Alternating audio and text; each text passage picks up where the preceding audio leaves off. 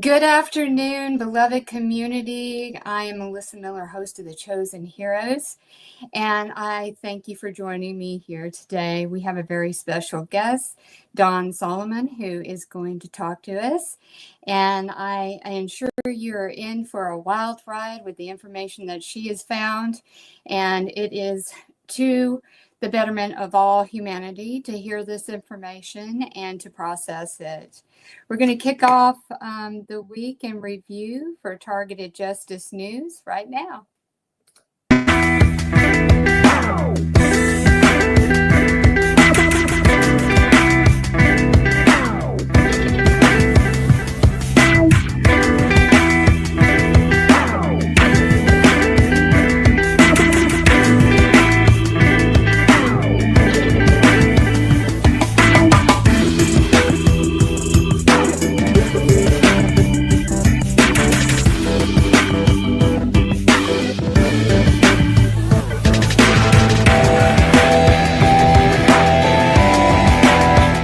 Secretary Kristi Noem has ended the politicized TSA program, Quiet Skies.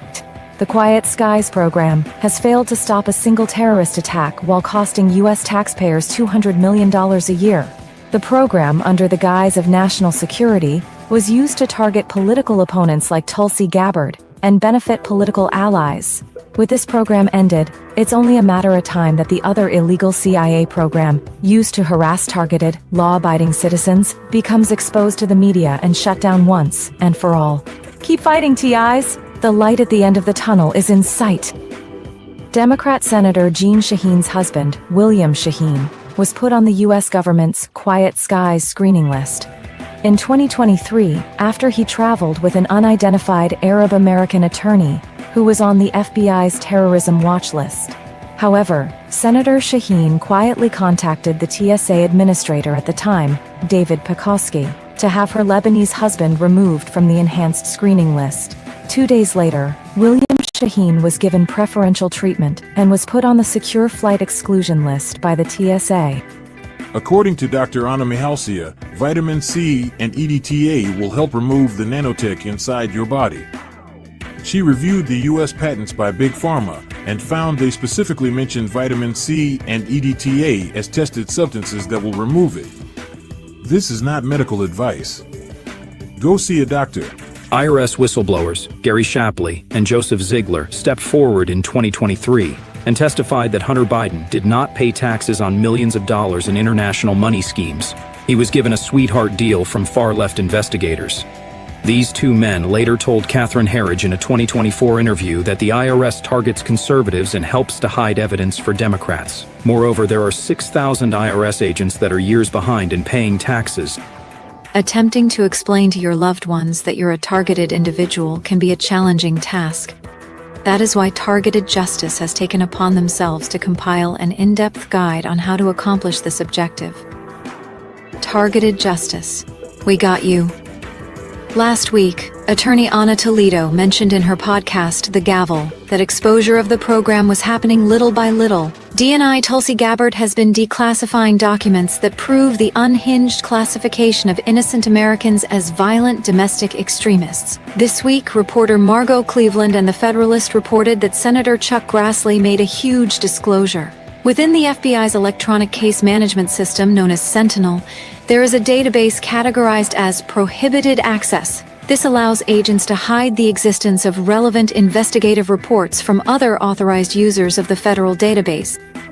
Anna has made a new FOIA Privacy Act request for you to send to the FBI when they decide to start complying with the law.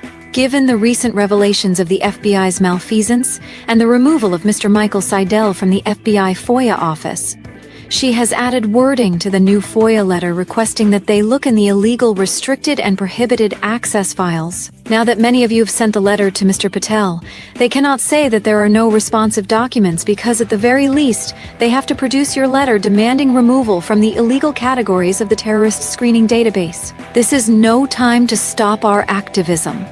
Don't miss this incredible podcast, Homo Interruptus, hosted by Kim Mosby as she interviews Dr. Len Baer on the Havana Syndrome.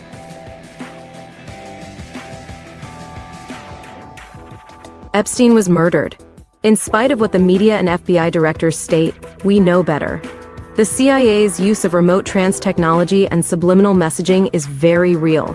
It is murder by any name. This evidence has been detailed by Dr. Anna Mihalseya, MD, PhD, in an interview with Dr. Len Baer. Our sincere thanks to Dr. Anna for having the courage to speak the truth. Targeted, law-abiding citizen Roseanne Barr talks about being targeted at work. They spied, they monitored everything I did. They wanted to censor me from the very beginning, Barr told the Daily Mail. They hijacked that tweet and made out it said something that it didn't. Are fusion centers using V2K and DEWs? Do local police and fusion centers communicate with Schriever Base? Because they do not have a top-secret clearance. Everyone that works in operations at Schriever Base has a top-secret clearance.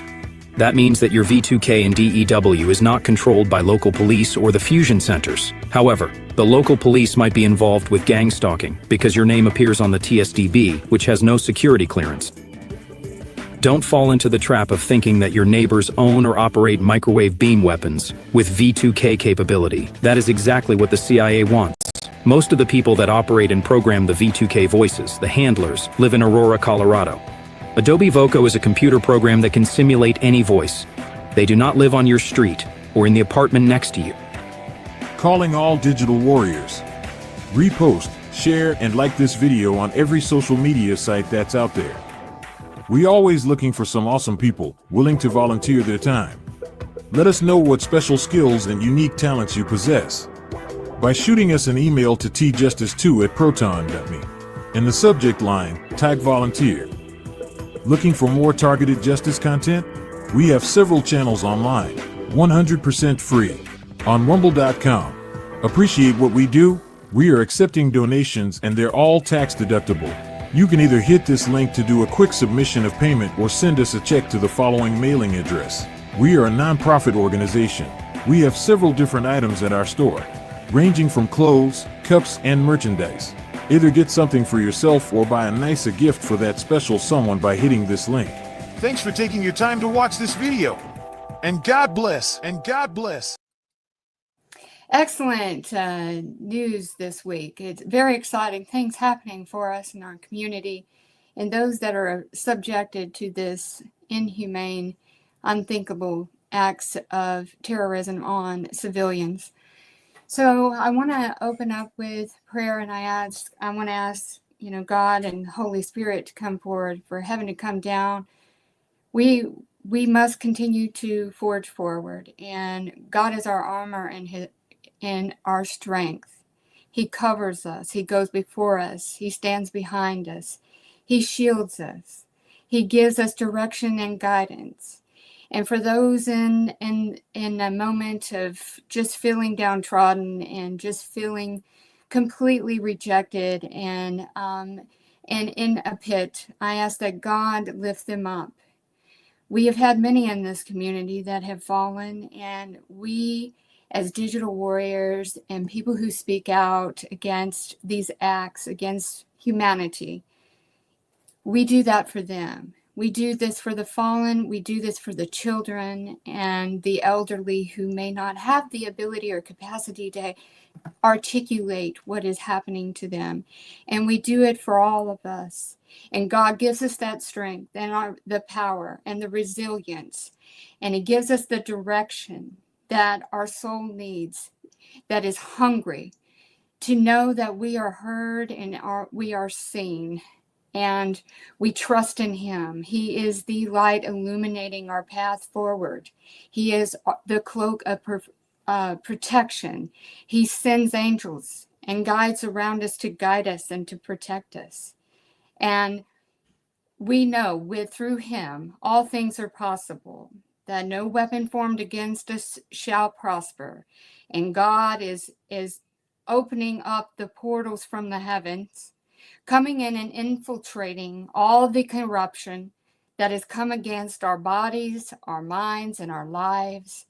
And He says real truth and transparency will move forward, not the crumbs, and the carrot dangles that are existing right now. So God is going to come in and he's going to move and he's going to shine this light. And he's going to show real truth and transparency that the unthinkable is possible through God, that the long since buried and hidden is resurrected because of God. And all who think that they can outmaneuver God will find out just how mortal they are in his presence and in his glory. Amen. We have a very, very special guest today, but I'm going to go make a few announcements before we get to Dawn. So I cannot say enough about tievents.org. Every day of the week, you can plug into the community. That is where you can learn things that you may not be aware of from those who have gone through it firsthand that are being targeted. And again, we share. We want to uplift one another. We don't want to tear down one another. We need to uplift and support one another. Remember, we are all in different stages of being targeted. And we have to be mindful of the ones that are new to this. And for those that have been more seasoned in this targeting, we have to have compassion for those. And knowing that they are in their research and in their level of awareness and understanding, and we all have different awareness and understanding based off our research, based off our own very personal experience that this targeting program focuses on us. It's very personal. So I can't speak highly enough for tievents.org and Tranquility and the hard work that she does to keep things so meticulously organized. So check it out if you have not. I want to say a quick shout out to some upcoming guests and events for the Chosen Heroes. Next Sunday is going to be Minister Julia Thompson. She is a targeted person, and she is going to, share some songs of fellowship with us and an uplifting word in addition to her sharing her experience. And then on June 22nd, we have Ken Stroud. He is diagnosed with Havana syndrome. So you want to tune in for Ken. And then at the end of the month, we have Dr. K. So Dr. K has a very interesting experience and, was connected to a state agency and had, a targeting experience after meeting someone else that had, kind of that military background and subjected to directed energy weapons. And it led her on a spiritual quest. And she'll tell us all about that. Other events, the next bi-weekly working session with Jamie Rice, which is the Targeted Individual Combat Training Series, is going to be on June 21st. That's a teleconference. And if you would like more information about that, just send me a shout out at chosen_heroes@proton.me. I'm always looking for volunteers. So if you would be interested in volunteering for the Chosen Heroes, please reach out. And let's go to the next slide. The many ways that you can tune in to the Chosen Heroes are listed there. Of course, X is my most biggest platform, but I do have a YouTube channel and a Facebook group and Rumble, as well as Substack, my own personal Substack as well, Telegram and such. So again, we're going to, bring up Dawn in just a second. I'm just going to introduce her. And so Dawn is a former drug, alcohol counselor and bus driver for the Denver RTD, and she was mandated by the city of Denver to take the vaccine in 2020, else she would lose her job. So she obliged and took the vaccine, but little did she know at the time that life as she knew it was going to take a very drastic turn. And after the second injection, she became quite ill and suffering an allergic reaction that put her down for 3 months straight. And then it was discovered that she had a turbo cancer that was growing, and she began treatment and subjected to surgery, and her condition did not improve and it didn't subside. And at that point, Dawn decided to buy a microscope and look at her blood. And it was at that point that God stepped in and started speaking with Dawn. And she was able to, through her own diligence and God's direction, to clean her blood. Thanks to God. That's the mighty power of God. And as a result of all of the research that she's done, she has 7 patents pending as a result. All right, so I'm going to bring Dawn to the stage. Hi, Dawn. How are you? Hi. Doing good. How are you doing? Good. Thank you so much for being with us today. So up on the screen here, I went through, and you were able to find, evidence of graphene, parasitical organisms in CRISPR-Cas9, and you discovered that most of the water was contaminated, and you found a way to clean the blood. So that's what we're going to go into today.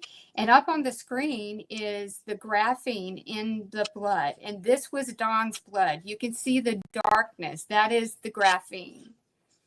So Dawn, you kick off and start telling about your journey for everyone? Yeah, it started obviously when COVID hit, and so I did get cancer and I did get an allergic reaction. The allergic reaction did last 3 months, but when I went to Cleveland Clinic, they wanted to remove everything of my female parts. And so, but they didn't. I kept everything. So I went home, but I still felt sick. So I got the microscope. And when I looked in it is when I started seeing all the black, but I seen the black moving. So I thought there's got to be a parasite or something in there. And I really watched the show, the Joe Tippett one, where he was taking fenbendazole. And so it was a dog medicine. So I didn't want to take it without seeing what it would do to the blood first. So that's why I bought the microscope to begin with, was just to try that drug.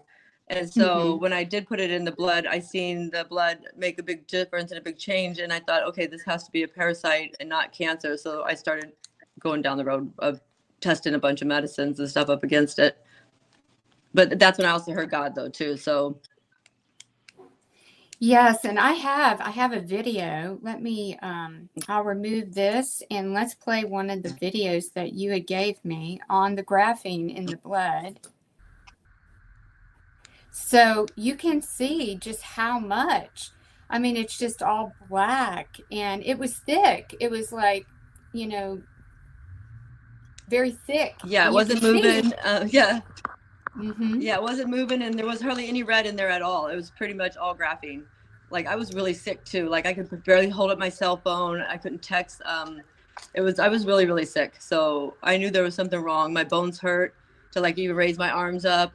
So there was something still going on with my body, and the Cleveland Clinic did not get it all out. So I was for sure that I was going to die still, especially when I saw that blood. Yes, I mean, it looks just, and there have been lots of reports about strange findings of the clotting and all of that. So you can see how just, you can't even see the red blood cells or anything. Everything is encapsulated with all of that darkness. Let's see. I have another video here I can add up. That's a really good image because it's really starting to show. So you can see at this point, that's where the black is around the cells. It's covering those red blood cells. And that's when I put the medicine fenbendazole up against the slide right there to show that, and that's when it started sucking all the black ones up. And I'm like, where are they going, right? On the slide at first, because I didn't know how to work a microscope. I didn't know how to read blood.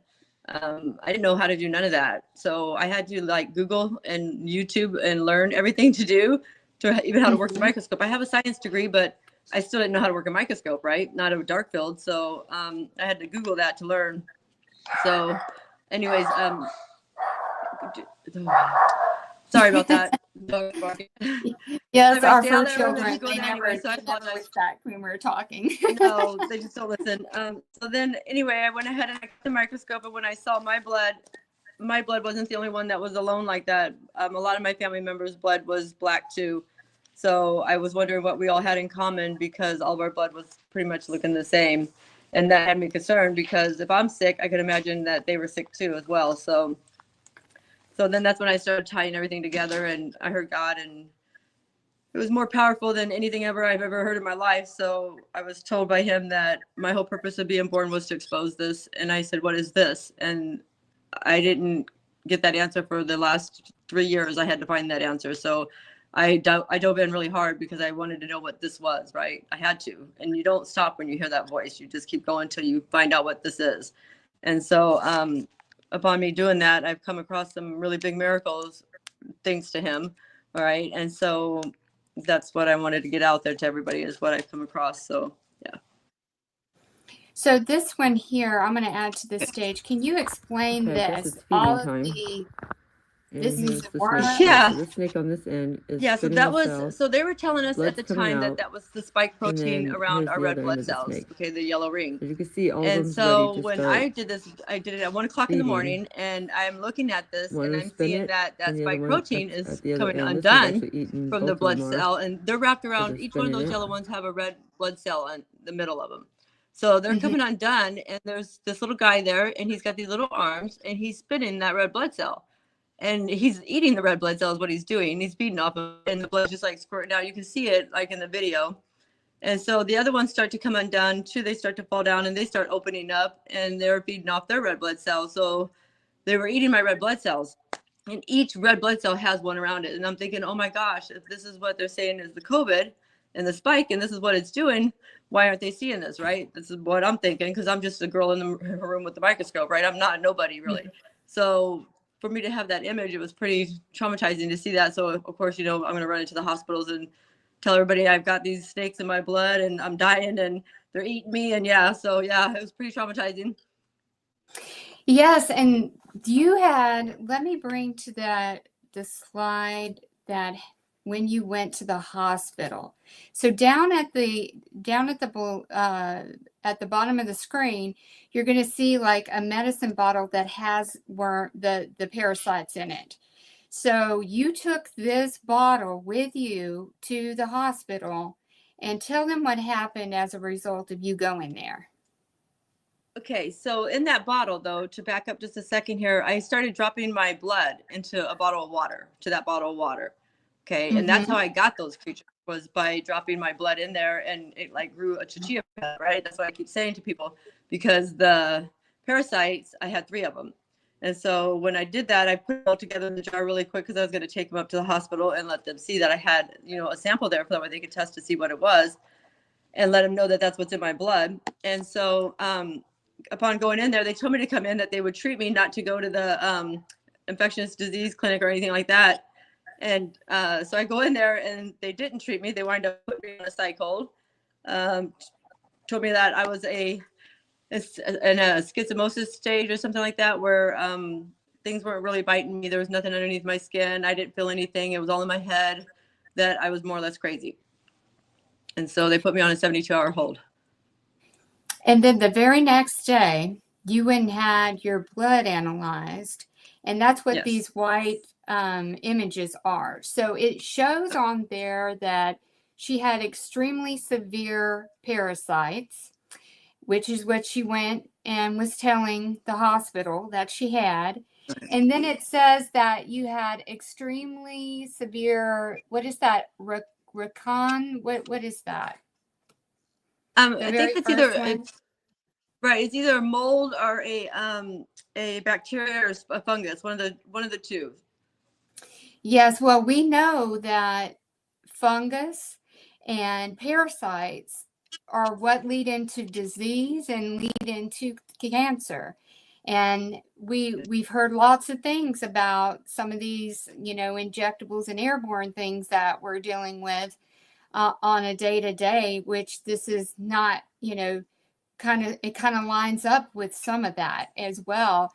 And then there was another one here. I can't really make out what that word is or pronounce it, but you had some extremely severe where the black dots are here. And then this one here was extremely severe. And then you had even the fungal form, which is the mold, and Yep. the red forms was extremely severe. So you found a lot of information out by having this done. And you know After what else I having to found out be on the test? And I didn't have the spike protein. So that was kind of right. I didn't have the spike. So I was like, oh, wow. Okay. How do I have the spike around my blood like that when I don't have the spike in my blood at all? So that was kind of crazy that she was able to determine that too. So which you made were me on a even validate. 72-hour hold, but they released you once. Yeah, they did release me early. Yeah. So the female doctor came on board and she was able to, my sister came down there and stuck up for me and said that she assured that I wasn't crazy and that she actually took a chance and looked in the jar there, the female doctor that was on call at the ER. And then she saw my notes and then all my pictures and videos and she released me and said, yeah, I'm going to let you go ahead and go home. So I was there for like 6 hours, but still 6 hours with no medical treatment, thinking that you were there to get help and being in a psych ward. It just, yeah, it was not something that I found too pleasant. Yeah, that's unfortunately, this community knows all too well about, easily getting labeled and put on a psychiatric watch or hold, unfortunately.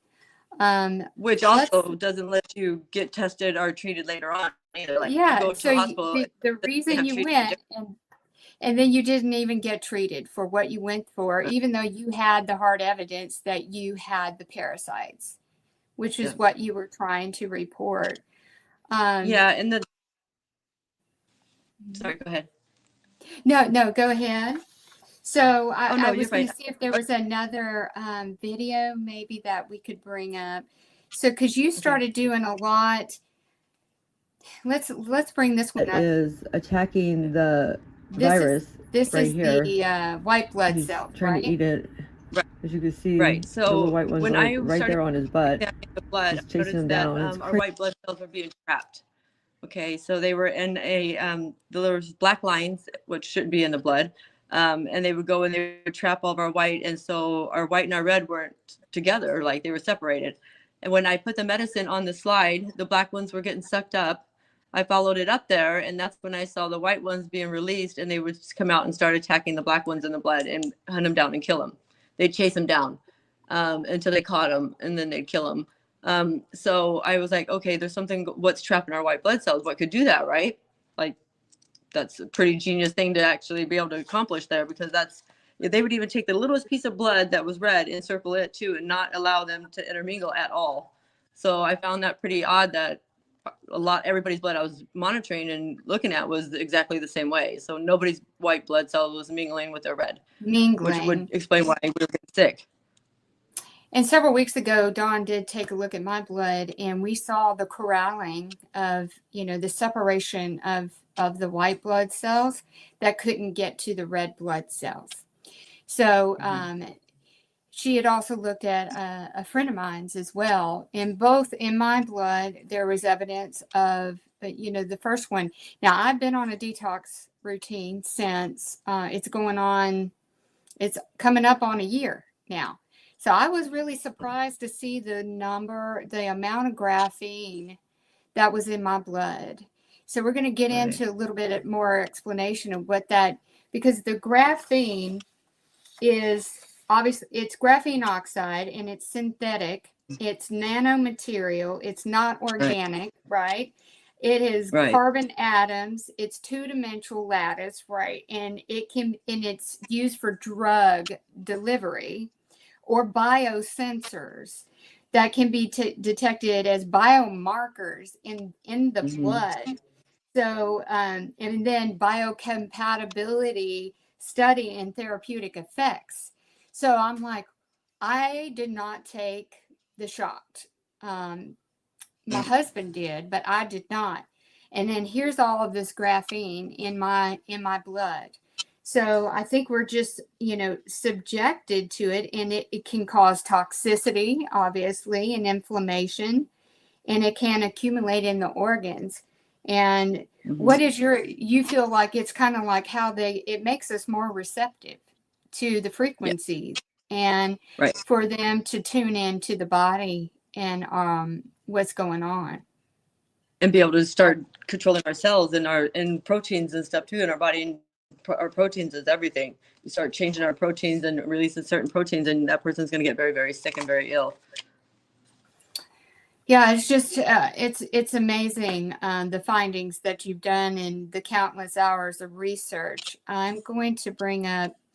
I want to show. Let's see. Yeah, and I should probably clarify a little bit to people. Like, I don't have a college, or I have a college degree, but I wasn't in the field. I don't have a doctor's degree in front of my name or a science degree, but I done research before that I started doing this. But I have put in thousands and thousands of hours since then, since I started this. And I will say this: it is in our water. Okay, so whatever is going on, it's in our water, and the only water that I've been able to find that is safe, because I want to get this out there, is the reverse osmosis or the natural spring water. And those are the only, and I've even taken distilled it, and it was still positive. So I want to make sure that everybody knows that even there's water on the shelves, the milk, I've tested so many liquids, and they've all came back pretty much positive except for the reverse osmosis. And you could get it from bathing in the water too. It doesn't just mean drinking it. You could actually get it as soon as you touch it, it penetrates through your skin, and it's in your bloodstream within like an hour to two. So pretty scary. Yes.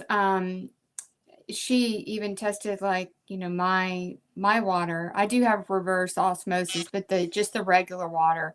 And it looked like it had some strange stuff in it, folks. I was like, oh my goodness. And it wasn't just a little bit, it was a lot of stuff in there. And we know that, of course, we are subjected to air stuff and water stuff and food stuff, because you've tested food. In fact, this middle picture here, in the close-up of the head of the parasite here, this came out of a banana, right, Dawn?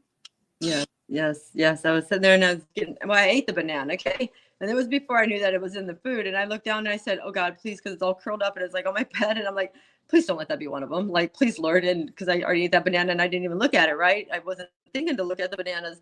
And sure enough, it was one of them. And of course, I have never eaten another banana since. And I went out there and I'm opening like all the bananas, right? Trying to find another one.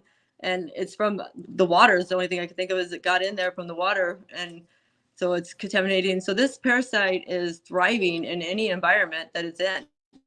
Right? Water, us, bananas, like I found some in apples. So anything that it gets into, it thrives, and that's scary, because that could wipe out our nation, really. I mean, it is very concerning. And then you found a patent for silkworms, that and the delivery of them. We'll get to that slide. But here's kind of like a composite of all the different type. This one here, on the screen, it looks like a seahorse. I mean, it's just some wild, bizarre stuff. And like that's why it took me so long. I've been on detox for a while, and to see this stuff in my blood, I was a little bit not 100% surprised, because I know it's perpetual, right? Our exposure. But and I can tell you the in this one here at the bottom of the screen in the white, where did this one come from? The one to the left here? Okay. Yeah, that's a good story. That one came that one came from my neighbor's house, and some slides that they threw away. That is from a gas company that has been getting shell under rock from the ocean, that was from the dinosaur days age, and that was what was in the slides. So that's a red flag there that needs to be addressed, right? Because they obviously knew about it and they didn't report it to anybody, but they have a million slides on it about what it is and where it's coming from. So kind of has me wondering if there's any play there with them, because that's this one here is really interesting. It looks like it has little tentacles or something on it. His horns. His horns. Yeah, it's a good picture. And he's got plenty more in those slides. Let me tell you, there's some really good pictures, but I just figured I'd give you that one. Yeah, that is really amazing. So, and you've tested in, I think you said that you found even the presence of this stuff in like Lysol and Yes. and other products, and then Yes. supplements as well. So, Yes. what, I mean, with it being so rampant in everything, so you're testing everything and you're finding it. I find it interesting that you find it in Lysol, the product that they said everybody needed to use. And you Mhm. even tested that even bleach doesn't kill these things. If you Right. introduced bleach under a slide where they're alive and it didn't even touch them. Right. Right. Right. So yes, you're correct. So I went ahead and I got Lysol, and I use it every day, everywhere. Okay, and I couldn't understand why I kept having so many in my body after I got the medicine in me. But I figured I just get recontaminated somehow, some way in food or something. But I would spray Lysol everywhere, clean up. And all of a sudden one day I was like, you know what, I'm going to test this Lysol in the water. So I sprayed it in the water, and I started testing the water, and it came back positive. I'm thinking, I better test the Lysol just to, exclude that from this, but people can't say, oh, it was in the Lysol, right? And so when I tested the Lysol and I seen it was in there, it shocked me because I'm like, oh my gosh, it was in the Lysol. So, and it was not just one, and these ones had cameras that were flashing in the circle. Okay. So it not only had the worm, it had a microchip too in there. So that's another concerning thing, right? Because that goes right into our body. So not good. And then that microchip could release a protein that's going to actually make us sick, or a DNA of another animal, probably, or whatever, a mouse, whatever you want to put in, whatever they want to do to us with the CRISPR-Cas9 or whatever. Yeah, because that in CRISPR-Cas9, for those that don't, that's gene editing, and that is, it precisely edits DNA in living organisms. Okay, that's what it is, and this is if you can explain some of these images here as well. So, what is this dark tire looking thing here? Okay, I think that's more because, see, you get some rings in there, but some are thicker than the other ones in the blood. That was one of the rings in the blood, and so I'm looking at that like it's a CRISPR-Cas9. All right. Mm.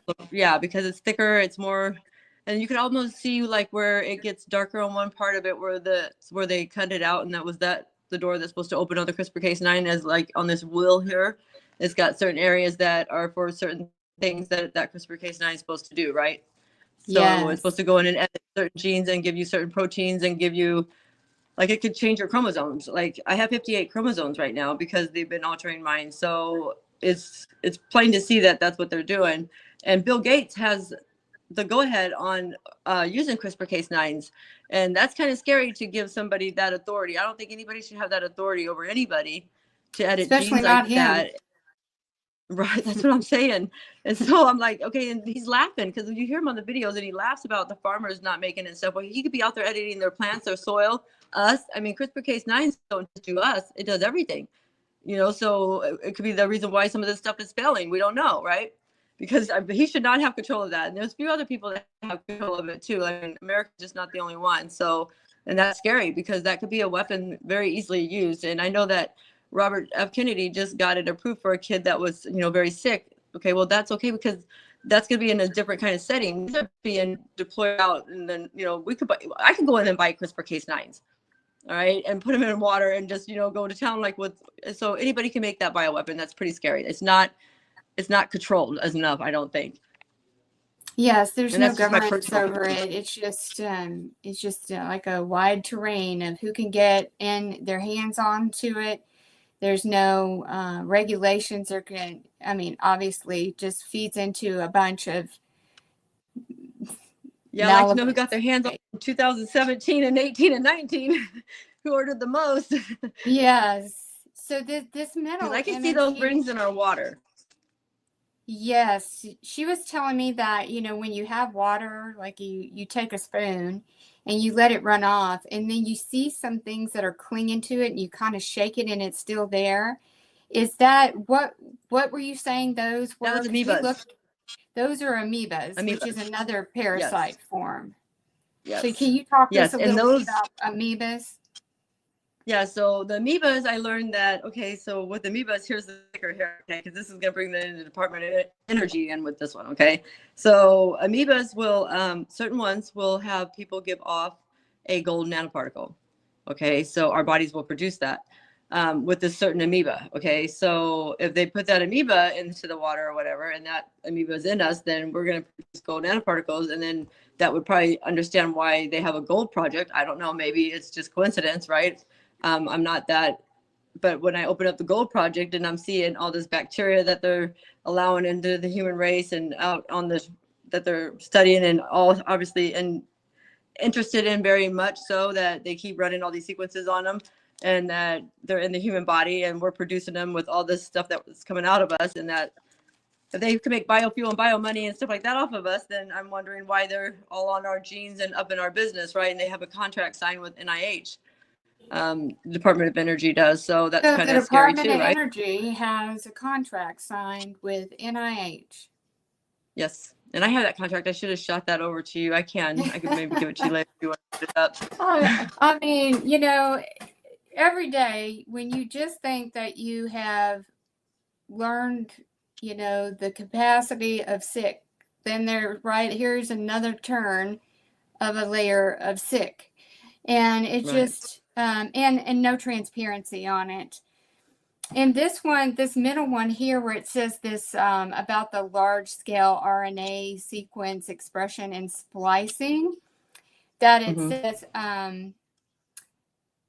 it is a resource consisting of over 750,000 publicly available human and mouse RNA sequencing samples uniformly processed by our new monorail analysis pipeline. And what is that? What is going Okay. on with human and mouse What I sequencing? found, okay, so if they're showing the state and everybody that they're hitting mouse sequences, okay, and not humans, but if all of us have a mouse gene in us, then when they run that sequence and stuff, it's actually running it on us.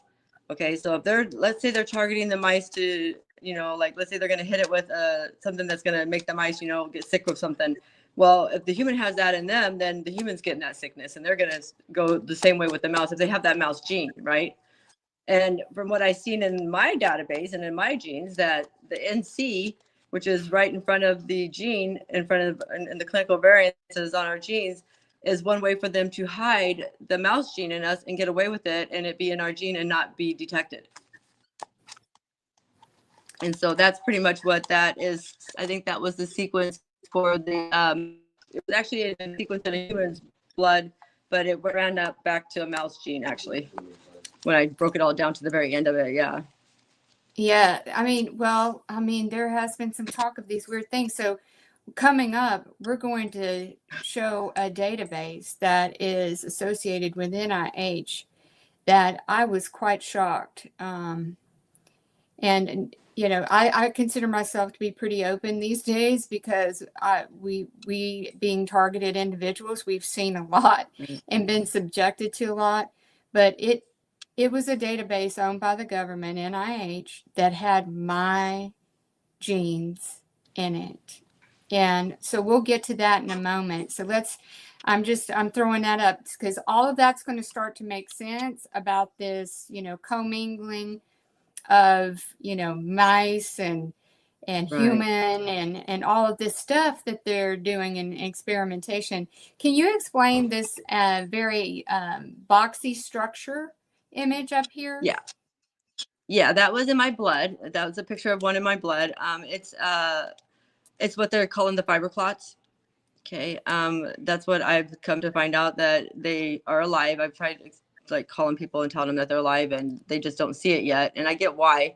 There was another picture of one that was out of the blood that we have, that it would show you that it just looks like a little stick. Like it looks just like a piece of fiber. It does not look like it's alive outside of the blood, but it is. So I see how they're missing it.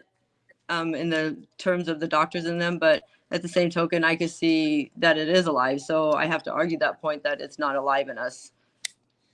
And then they keep saying that they're mysterious fiber clots, but when I put together in AI or Grok that if I had silkworm fibrin, which is the cocoon from the silkworm, and I take graphene and then I take a growth factor and I add those together, what would happen? And it says the human body would produce fibrin clots. Like, oh, it's no longer a mysterious fiber clot, right? Because now we have a reason, right, that it's producing it. So that was the combination of the graphene oxide along with the silkworm makes the fibrous clots, but it's alive. Would make our bodies start producing them, yes. Yep. I mean, it's just that's amazing. In this image that's underneath the angular structure here, this one, what are these two? On the microscope? Yeah, that one. Okay, so they use spider silk too as well. They actually started putting the spider silk in a sheep back in the day. They were making it where they produced it out of the milk. So they were already using them in sheeps. And so anyways, this was a mouse that's hooked onto a piece of nanoparticle, right? And which is that yellow piece of paper there. And when I put it on the scope, it's heating up. So this is actually something that came out of the bowel, okay? But when it's heating up, it's spitting out the silk fiber to try to protect itself because it's on the slide and it's hot, all right? So he was angry and he was spitting out that spider silk out of his mouth. So he's got the spider silk, the mouse, and then the gold nanoparticle on there. I know. I just have no words. I just have no words. I was like, I'm gonna die. I'm gonna die. I was like, how do you have a baby mouse? Like, this isn't stuff that it does look. You look at it, you think you're crazy. Yeah, I mean, but it shouldn't be stuff that comes out of you alive. It comes out of you alive. It's spitting out the silk, and it's attached to a gold, spitting out a web nanoparticle. And the one down below it is one that's wrapped in the paper still that didn't come undone. So that's another mouse that's wrapped with the paper still and didn't come out and be unfolded. And on this right-hand image, it says, this is, can you explain this? It says by replacing E. coli rats and I can't read that word, and mink with pigtailed stuff, you know. What is that talking about? Humans and pigtails? I went ahead and I went into an AI and I started trying to genetically modify SARS-CoV-2. I wanted to see if I could get it done with just the genes from certain animals, right? Well, there's 14 animals that I was able to genetically modify at 100%. All right, so that told me right there that it could have been easily man-made and it could not have been a virus, right? That it could be actually a bioweapon made to target us, right? So that right there confirmed that for me. And so I was able to mix those 14 animals together and I was able to match it 100%. So that was kind of crazy. And it's 5 proteins from each one of those animals that is on that list that made the SARS-CoV-2. So we were told it was bat related, but it was. Yeah, it does have a bat. It does have a bat in there too. Yeah, I don't know if that bat's on that list, but the list of the one that I gave you where there's 14 that go all the way down and go across, that list is actually the correct 14. That one might have been a list that was made that was like maybe 80%. So introducing these other living organisms, beings, or let's say all of these animals and such, into, you know, the human genetics, do you think that is just to destroy our immune systems?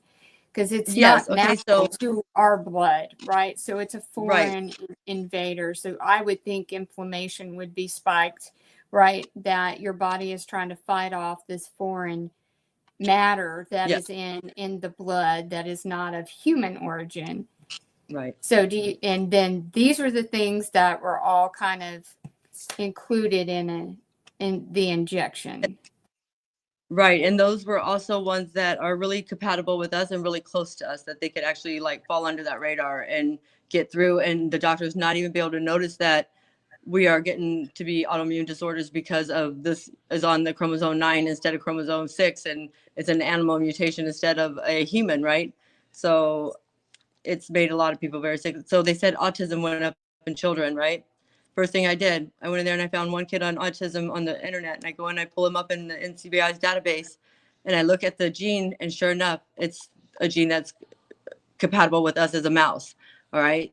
So I'm like, oh, you take that mouse gene away, that kid's not going to have autism. So it's kind of crazy that they took the mouse gene and they put that in us, is what I'm seeing. And it's pretty sad. Well, So yes, and then so this image down here, this graph, what is this does about the data sets uniformly processed with the same pipeline.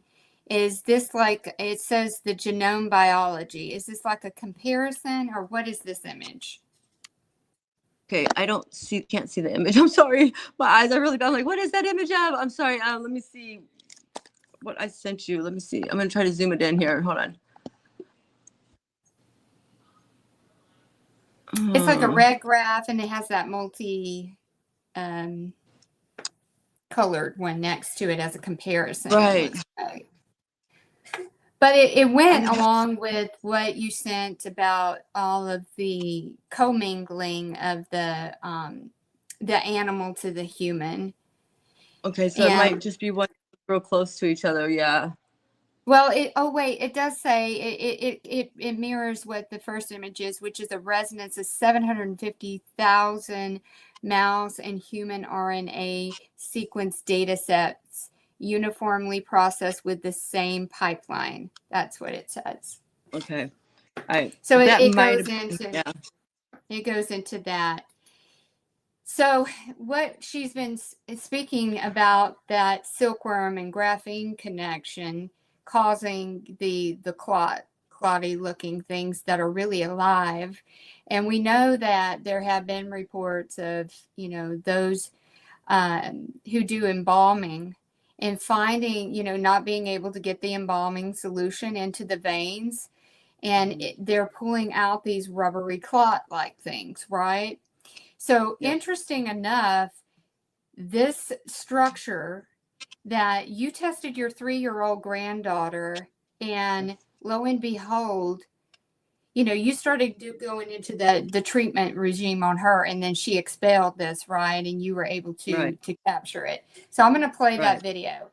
And I'm sorry, I should have gave a disclaimer for those, it's never comfortable to have to see these types of things, especially knowing that it may be inside of us, or, who knows, as part of a bioweapon and such. But it's very fascinating. So here is the structure that this came out of a non-vaccinated 3-year-old grandchild after starting into the routine to try to help rid these parasites, which Dawn will go into that, what she discovered on that led into her 7 patents. Okay, so I'm going to add this up. Like, look at that. Look at that.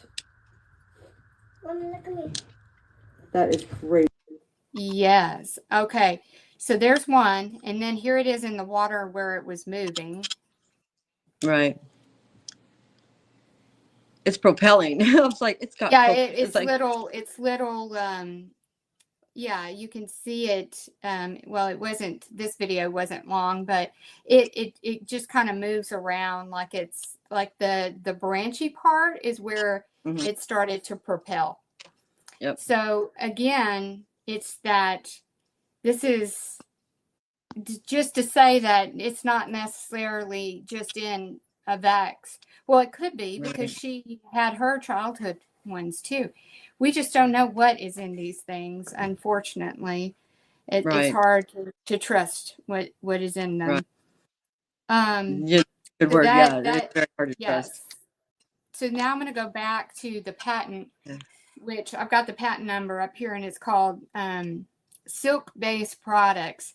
And it says that SBPs, which is silk-based products, may be formulated for direct delivery to organs or tissues in any of several ways in the art, including but not limited to direct soaking or bathing, via catheter, gels, powders, ointments, creams, gels, solution, lotions, drops, or by using, I think the line is in the way there. But again, lots of ways, even fabric or biodegradable materials coated or impregnated with the SBPs. That's what it says. That is from the patent. This is how this can be delivered in basically anything, right? So you take the combination of that with the graphene, you get this clotting. The graphene is making us bioreceptive, right? And it's making, us, being able to be biosensors. So if they are technically injecting us with things, and then they want to monitor those things in our blood in real time, then they can do that by including these things and everything for us, right? So I even asked Rock, because I was looking at this and I was like, this is a little much for me to digest, and I'm having a hard time wrapping my head over it. Now I've had about a month. Dawn went to a Targeted Justice monthly meeting in Texas, and we got to talking, and she started sharing this information to me. And it was a bit sensory overload, but that's the way I am. It takes me time because I'm an analyst, and I got to think this through, and I got to do some research and validation and everything that Dawn was saying. I was able to find a white paper on and confirm it either by asking AI. And I said, so with Grok, what is the silk and graphene connection? And it states that they are studied together in biomedical research, and hybrid materials, silk fibron, can be combined with graphene or graphene oxide to create composites with enhanced electrical conductivity. Yep. Just It let control that us that way. Yes, electrical conductivity, making They us could also more like little antennas, right? Enhanced, really, and strength or drug loading capacity. And these hybrids are explored for biosensors, neural tissue engineering, or drug delivery systems where they might interact with blood in controlled settings. Well, in real time, we're going to get to that real time mess with this website.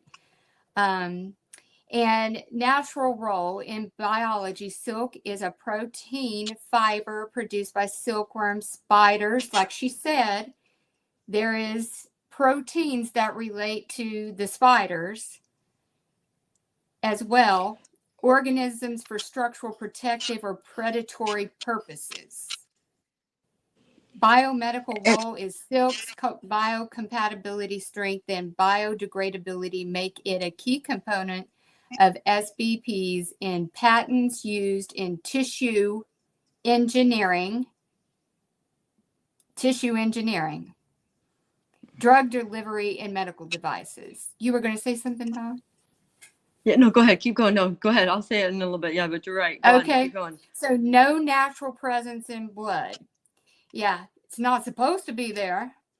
Like graphene, silk is not naturally found in blood, but may be introduced via biomedical applications. The SBPs or silk graphene composites. And so we already know about the delivery. Is it basically anything? Liquid, lotion, powder, all of these different things. And it says in research context, such materials are experimental and not naturally present in the blood. Again, saying that any presence in blood would stem from medical or research applications, not natural biology. Right. Straight from Grok's mouth, right Yep. there.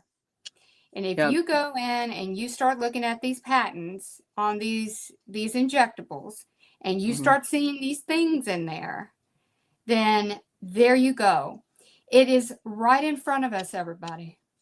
And it is Yep. hidden from us so ferociously, but it is documented and traceable and out there right now for Yep. consumption.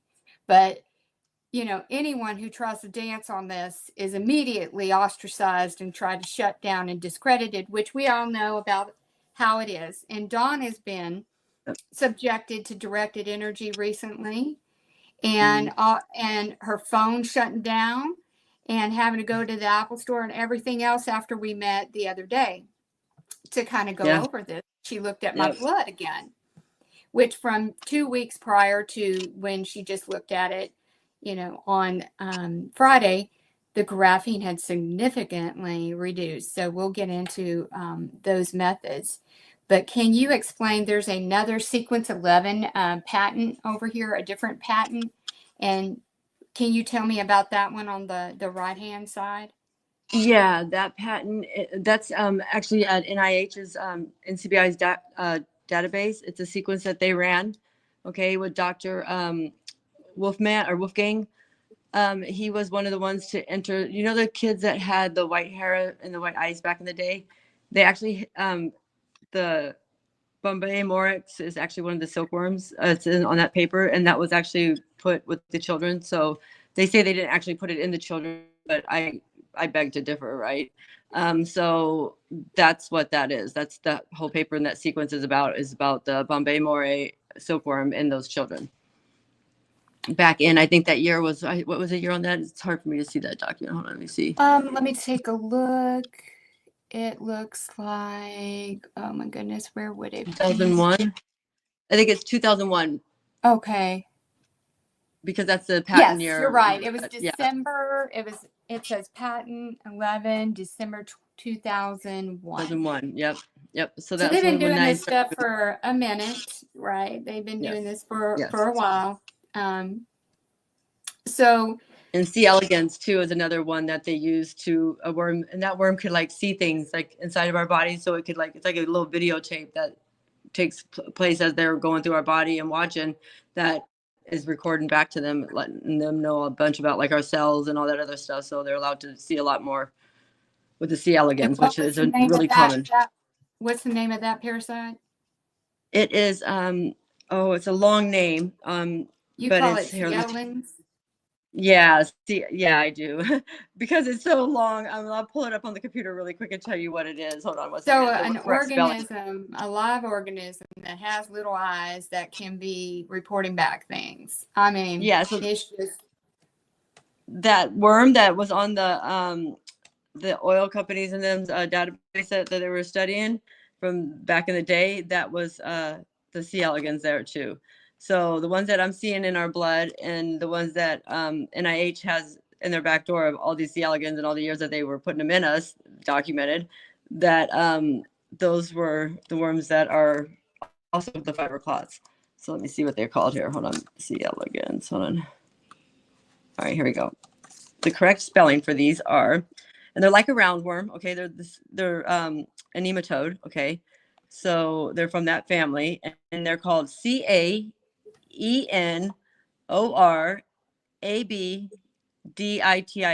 elegans.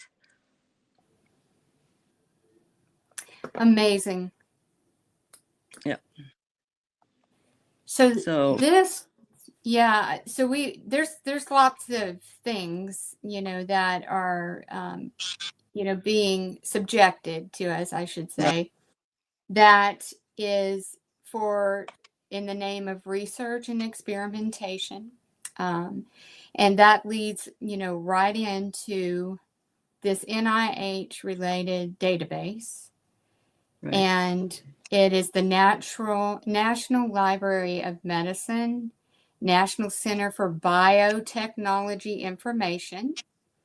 So those first two images are on that website, and that website is, and I urge you to write this down. I found myself in here. And now I looked for my husband and he wasn't in there, but he has not really been, he's not one to go to the doctor, and he had one surgery, but he just wasn't in there. So again, if you have a common name, you just have to look at what information is displayed there to see if it relates to you. And I was found by my former married name. I've been married twice. So that is where I got inducted, I should say, into the database. And Right. at the top of a page, it says an official website of the United States government, right? So why does the United States government have me in a database that is connected to the NIH? And I didn't give them permission to do that. So here is And then all your of doctor my, doesn't even have this information. yeah, They don't even let your because you know doctors know this what's in information. there? Pathogenics and markers and genetics and genes and proteins. So I was like, Yep. okay, my former last name wasn't that common to be, So when I Mhm. started looking at it, I knew immediately it was me, because it said that my mother had breast cancer. And And then then it you had had one all of the markers of BCRA or whatever the one and BRCA1. then it had all of this stuff that was the pathogenic was related to heart. And my father died, relatively young in his sleep at 62, related to that. So that I knew without a shadow of a doubt it was me. But what was Right. shocking and to see it in there is they deleted something that was a gene, like a protein from me. And when I started digging into all of this, you could see that universities from within the United States were Mm-hmm. accessing this information on me, and those that were university and research facilities out of the country and in country. And then, common associations like lab facilities like LabCorp. And the last time my record was accessed was in last month, right? So I don't know how often they update this information, but Oh, it was all the time. all the time. Because when you Yes. start feeling bad, you go and look at the website and you see that your numbers have changed in here, Yeah. They've right? gone up. Yes. I They've started off gone at up. 122,000. I'm up to 124,000 in 2 months. So how you look for yourself when you go to this website, and again, you I can see go it in the and image. You have to right. do So this right here. There's a drop down. right. And you have to You click need to clinical select, ver. Yeah. clinical clin var, Yeah. yeah. And then just type in your name and then hit Right. search. And you may not find anything. So I immediately was going, what in the world? I did not consent to this. Okay. And why is somebody deleting something? And I started to Yep. try to look at what this protein was. And it was one that was the pathogenic kind. It was related to the pathogenic stuff. And it's very unsettling to see this, because like you Yep. said, Dawn, the doctors seem to not be abreast to it, because if they were, wouldn't they want to cure us or just keep us Right. sick so they can throw some more money on top of it? Because, Right. big pharma's not making any money if we're not sick, Right. So, I mean, this is a really radical, conversation here, but it's very blatant when you see your own information in a website like this. And so I'm trying to think of around that time period, what happened. So I did have some surgeries. I had kidney stone where they went through my back. I mean, was it then? I did give my DNA twice. So I started thinking about DNA terms.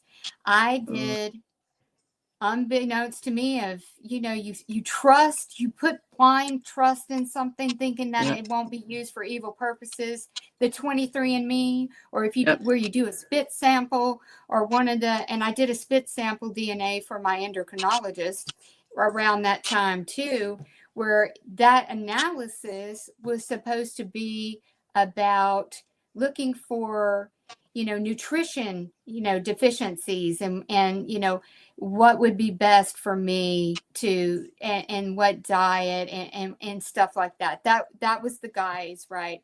But apparently it got uploaded to something that belongs to NIH for everybody to consume, that has, that wants to, and in terms of research and stuff. But when you give consent, it doesn't say that they're going to load you into a government database for consumption by all of these facilities. It was for the one that you consented to, and they weren't supposed to use it. And I can guarantee you that it said that it wouldn't be used for, or sold out, right? Right. So why are we in here? Why? And why is somebody deleting something? And you've got quite a few deletions too, right? Yeah, I got thousands and thousands and thousands. It's crazy. It's like, what is going on with my chart? Why are they so in tune to my genes and so many? I'm being very targeted if that's the case, right? 120 or 124,000 is quite a bit. Like one of the people said with the 58 chromosomes too. Now, when they start adding certain of those genes, they're adding more chromosomes to me too, which, by the way, they fall under the mouse thing and get away with it on another chromosome because they don't see it. So, but I'm up to 58 chromosomes. They said this AI says I should be mentally retarded and cannot talk. All right. I'm like, okay, well, I'm getting to the point where I can't talk. All right. But it's saying that I shouldn't even be able to function long enough to be alive with 58 chromosomes.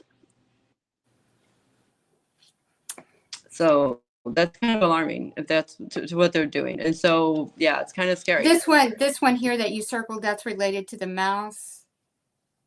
Okay, that one right there that I circled is part of the triple helix.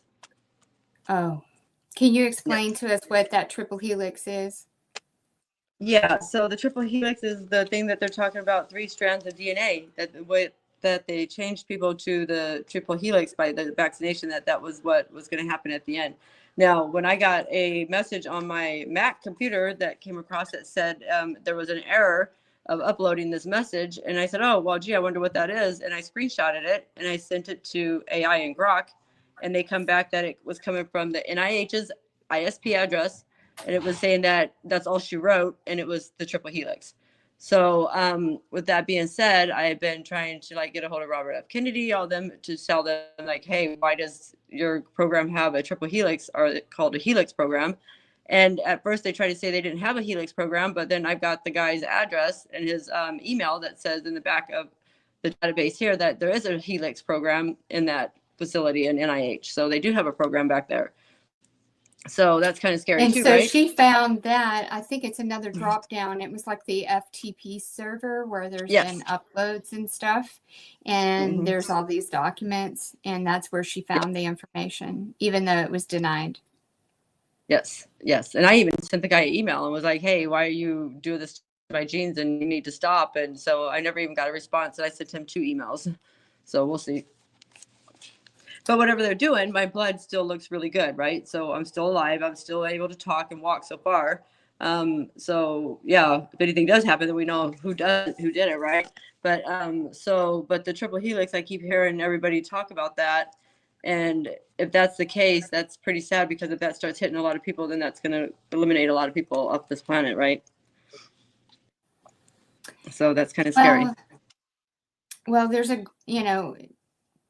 gross overreach of what has been done to us as targeted individuals, and everyone just not knowing, we don't even we're through discovery, we're finding things that we would never think possible. And it's like, and here, just when you turn one corner, then there's something else right there to meet you, that you're like, oh wow, so here's another something to add to it.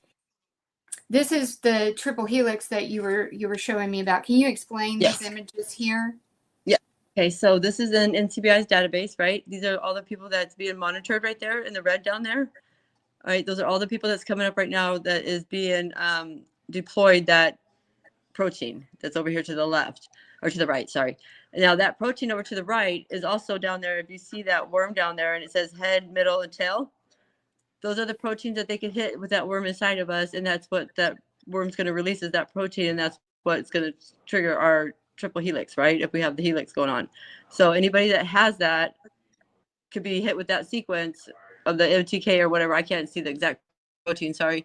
But then that worm's going to release that protein in us. And then that's going to wind up causing us to get sick. That's how they do it.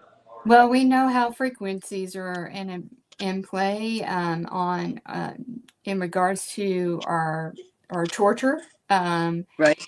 And Finger's a big now, one. That's playing a so big role here's in all this too. key signaling these organisms that are in us to release these proteins that are adverse to our health. That is what that means. And our CRISPR-Cas9 too, as well too. Yes. Just it's a lot to sink in, but I mean these are government related, sort websites. This is, anybody can pull this up, and that's why I said it's in plain sight under the guise, well, it's out there for consumption, but it's blocked by mass media. So unless you know what you're looking for, I say this in my work all the time, you don't know what you don't know. And that's what they bank on.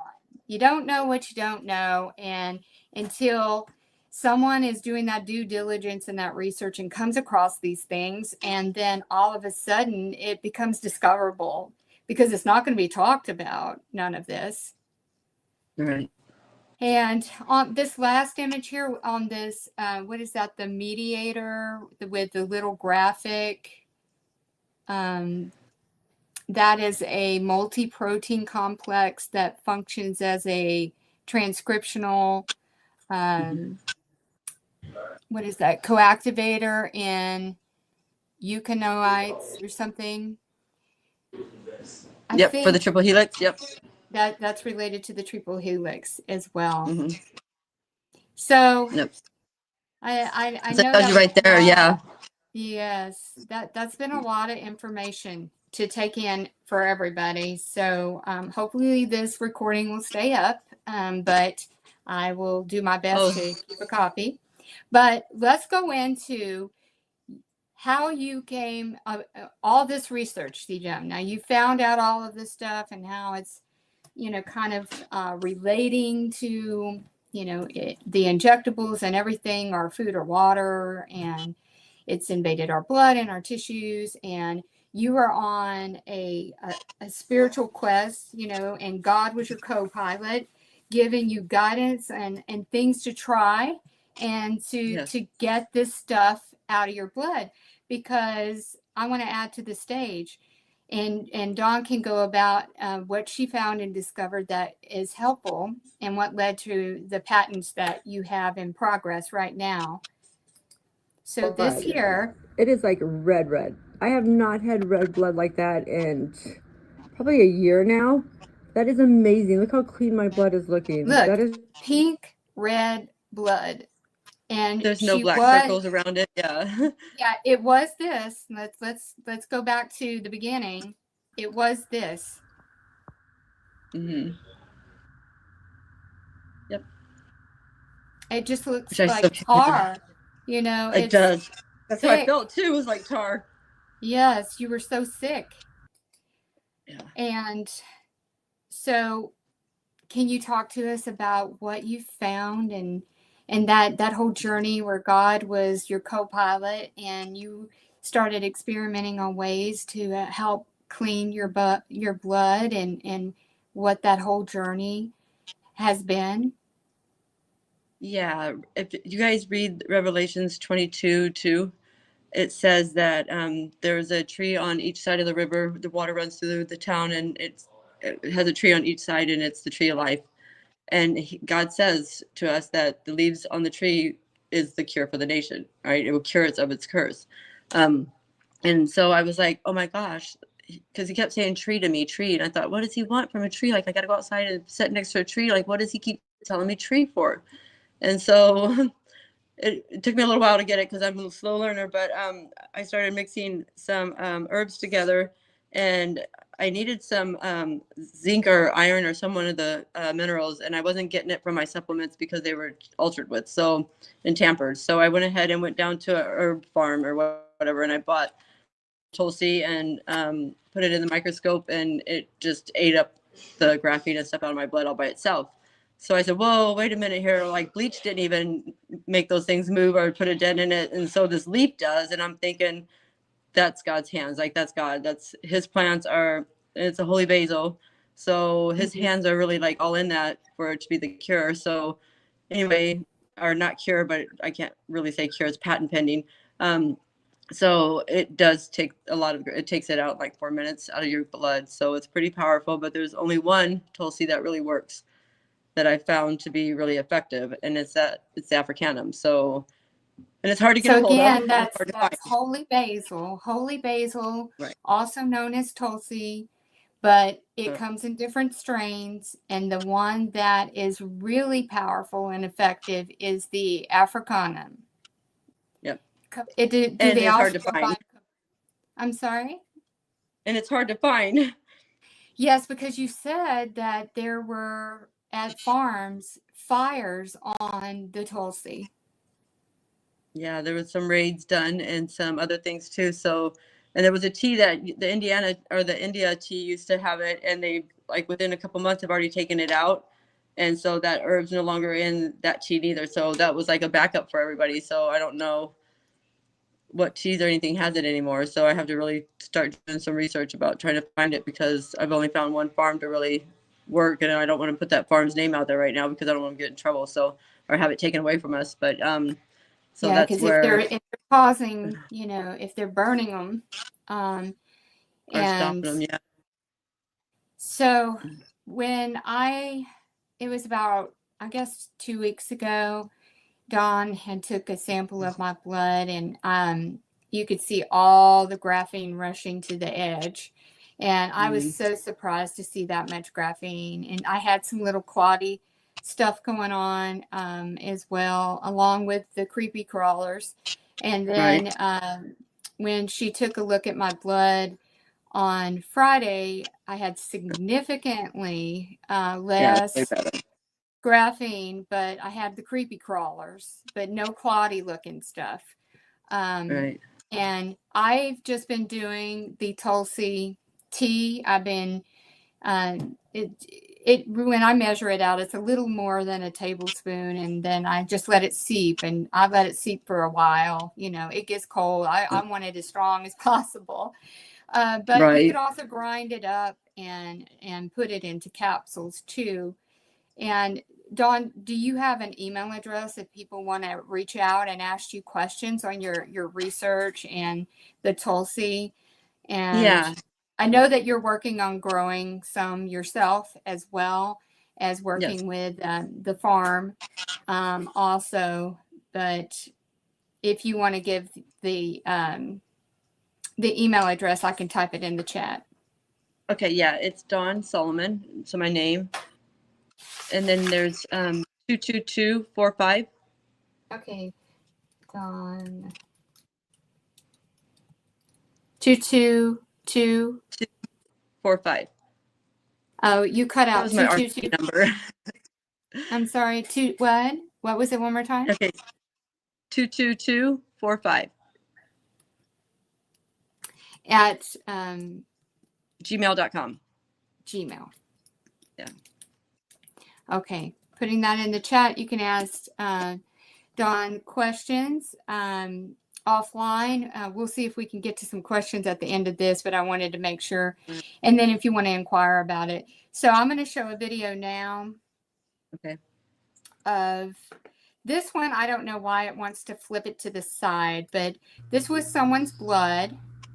Solve this, but you're going to see. You can see the graphene in there. She introduced black, the and then Tulsi. the circles will. And then you'll see that over time, that graphene and those circles, and Dawn, the circles are the parasites. Mm-hmm. Yes. It's actually the silkworm. the silkworms. So you can see that as it progresses, on one side of the parasite, it becomes a lighter color, and they try to build up a wall of defense, which is the darker parts of the circle. And then you said that these silkworms, what they do is they connect to each other. So one will connect its head to the other, and they make a bigger circle. And when that tulsi starts getting in there, then they start breaking apart, and it just starts dissolving them. This video, I'm not sure how long it is. I have another one. I'm going to just fast forward some, but it starts to move. I got to watch it and see how, look at this cleaning up over here. These circles are starting to get smaller. And here, this is getting lighter in here. And here it becomes bigger. And this one's, starting to, looks like it's about to break apart. Here's that lighter area where they're trying to build up a defense, probably the original connector of them, what it looked like. And see how it just over time is just cleaning this out as it's working on it. So the tulsi that you found, and it takes about 20 minutes to get things cleaned up. And this is one drop of blood and how it responds to this herb, right? Holy basil. And it's pretty amazing. I couldn't load a whole bunch of video just to the constraints of the platform and stuff, but you get the picture, and I watched it in real time on me. And then let's see this one here. I'm going to add it up. Two of them right here, and I'm just going to show you this one right here. See, you could see how that time lapse. I know it's kind of fuzzy, but you saw that circle start out, and then it just. Here we go. Look. See, it starts out strong, and it just kind of dissipates out. That's those silkworms. You can see the red blood cells in here, and everything. Yep. So it's pretty amazing. You've had a lot of trial and error in this. You've tried and tested a lot of different combinations and everything to get the blood clean. Right. Can you tested ivermectin, right? Yes, I have. Yes, I have tested ivermectin, and I didn't do any long-term testing with it. I just did a short, like put it in the blood and see what it did, right? 20 minutes later, look at it, see what it's doing. It makes the parasites fall off the blood. They will clean up some of the parasites because the white blood cells are freed, and so it starts cleaning up. But then I noticed the parasites come back to life, and they hop back out in the blood like within 20 minutes. So I can see how some people are still getting some relief. Right. So it puts them to sleep for about 20 minutes, and then they wake back up. But in that meantime, they are getting killed off, some of them, but I didn't see it being anything that would do that. But I still can't say it doesn't work for long term, because it could, but that's also really hard on your liver too if you're taking it every day like that, right? So I don't know. I'm not like that doctor for that, but what I saw is what I saw. Yes, I mean, it would show that, people do have the improvement, but it has, because the ones that are actually getting ate up in that time. So the most interesting thing for me when I saw my blood under the microscope was how my white blood cells were corralled and not being able to defend my red, and the parasites were on my red, which that's just really disturbing. That would definitely suggest, compromised immunity, your immune system being on overload. Your defenders aren't able to defend your red blood cells because they are, being corralled and separated and can't do their job.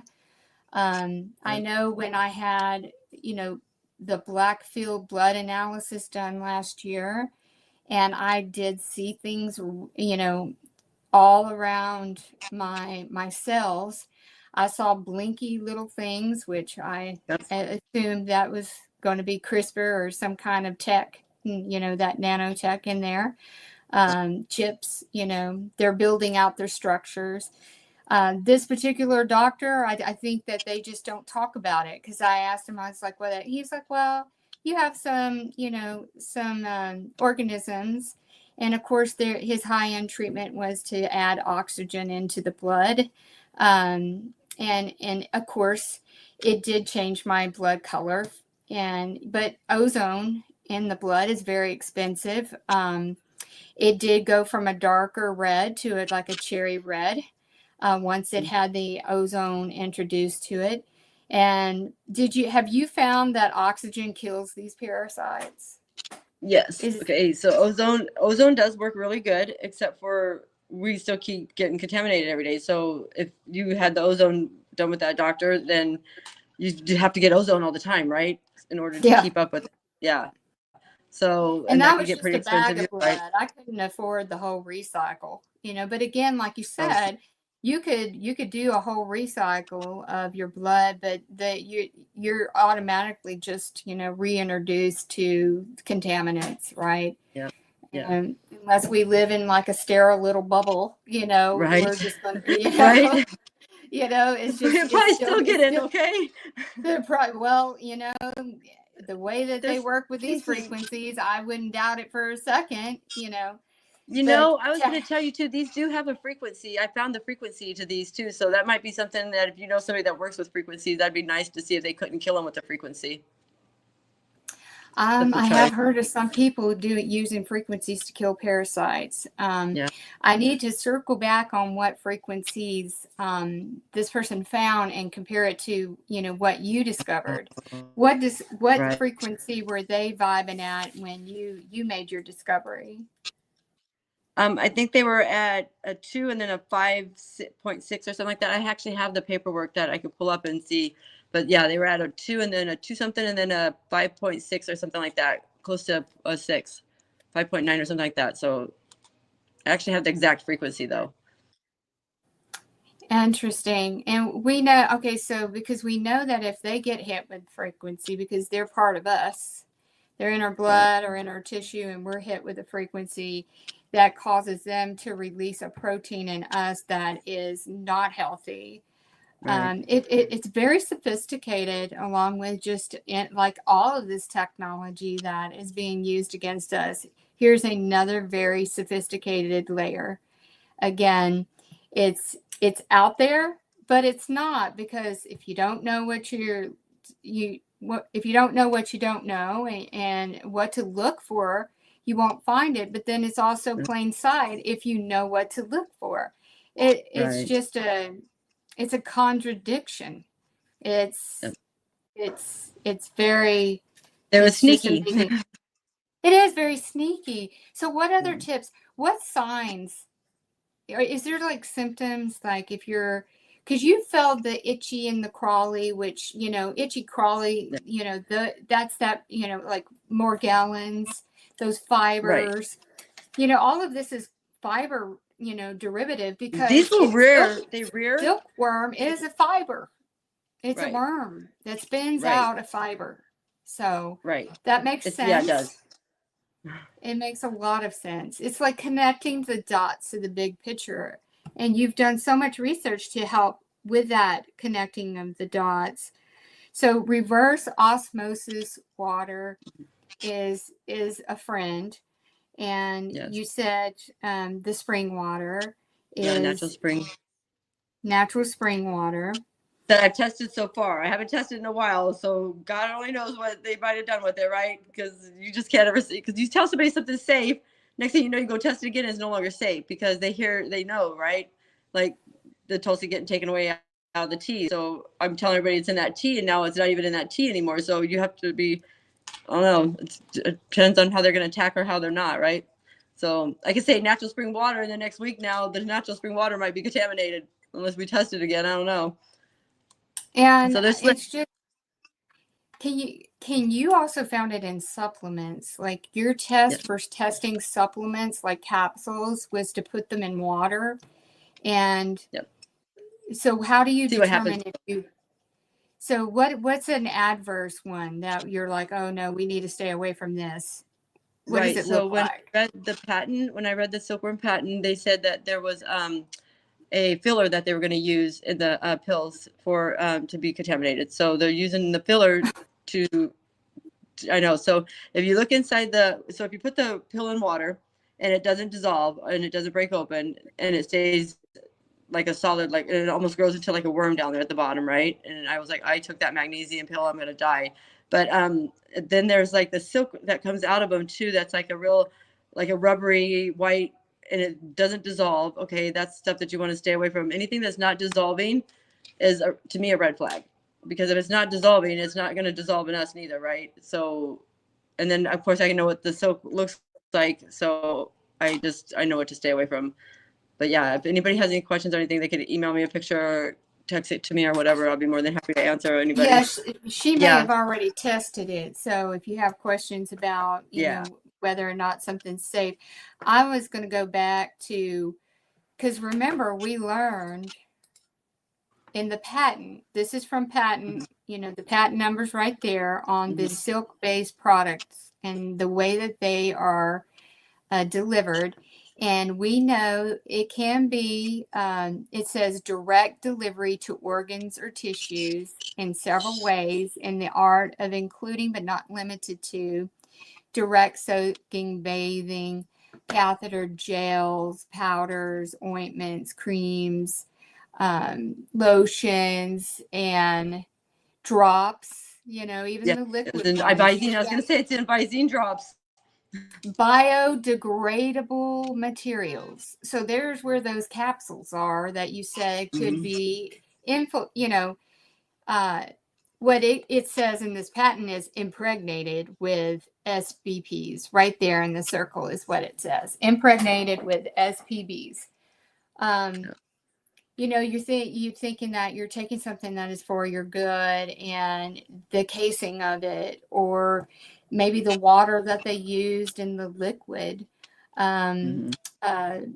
nutrients might have some things in it. Some, you know, it just depends. And again, you have to think there are doctors or naturopaths and natural doctors out there, and they're developing these things and they're doing it. And then they have to have it at a manufacturing facility. And they came with good intention and they have a good product, but then it lost that chain of custody once it landed over there for production. And you're thinking that everything is above and aboard, but it may be contaminated. And it's hard for us, you know, doing supplements anyway is costly. And the cost of a good microscope to look at it yourself, that's even more costly because a good microscope is very expensive. So Dawn's tested a lot of things. If you have some questions, you know, she may have already tested it and had some findings or experience with it. But it's so disheartening and it's upsetting that there's so many ways that this stuff can be introduced to us. And you found other methods, like for, you know, you want to go into some other supplements or herbs. So you recommend that it's kind of best to just buy the herbs from the farmers and either grind to grind them up or do tea as the delivery. That is going to be, you know, it's crossed, you know, it didn't get into a research, I mean, not a manufacturing facility. Yeah, lab. It's had less hands touch it, right? Other than the air, right? And such. But you found that by buying the herb, you know, of course, from a good farm, has you've seen the best benefit from that in terms of being safe for consumption. Right. Less contamination. And here's the other thing too. If anybody's ever worried, like they could always go and buy a slide from Hobby Lobby and go to the library and put their blood in the slide and ask them to look at the microscope. They'll let you use it and then look for themselves to see if it's, you know, good or not, and make sure that I mean, it's a little bit of legwork, yeah, but it's still at the same time, you could at least have that there, right? Right, and I wasn't aware that the library had microscopes. Of course, Yeah. I haven't set in my foot into one of them in a while, I must say. Me neither. But but that's good to know, Yep. or finding someone, or an independent that might be Right. willing to let you take a look and see what's going on under there. If you start to see, these parasite looking things, I don't think I loaded the one that What's on that yours? was that was mine. Let me see. I might be able to add it right quick. Do you want to give some other Yeah. tips and discuss maybe some other combinations that can be used? Yes. Another one to get them out of the tissue is neem and tulsi, which neem is another tree of life, right?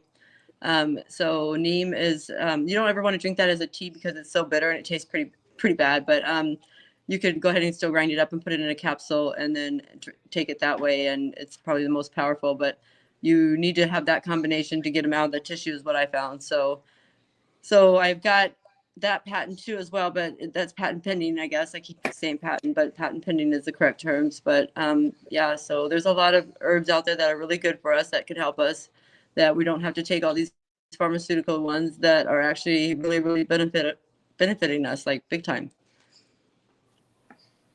And they're cheap. They're not really that expensive. Like if you go buy ivermectin, that's way more than Tulsi is for an ounce of it. Tulsi's pretty cheap for an ounce, considering the fact that what it's doing. Yep, that's one of them. Yeah, this was one of mine, and it wasn't moving in that slide. You can see that there's some debris out here and stuff. But you could see that there wasn't graphene or anything in that photo. Right. Let me see, where did that? I'll remove that. And I had another one. The one that from your friend, that one was an interesting looking one. That was different looking than that. Let me go and I'll load that one right quick.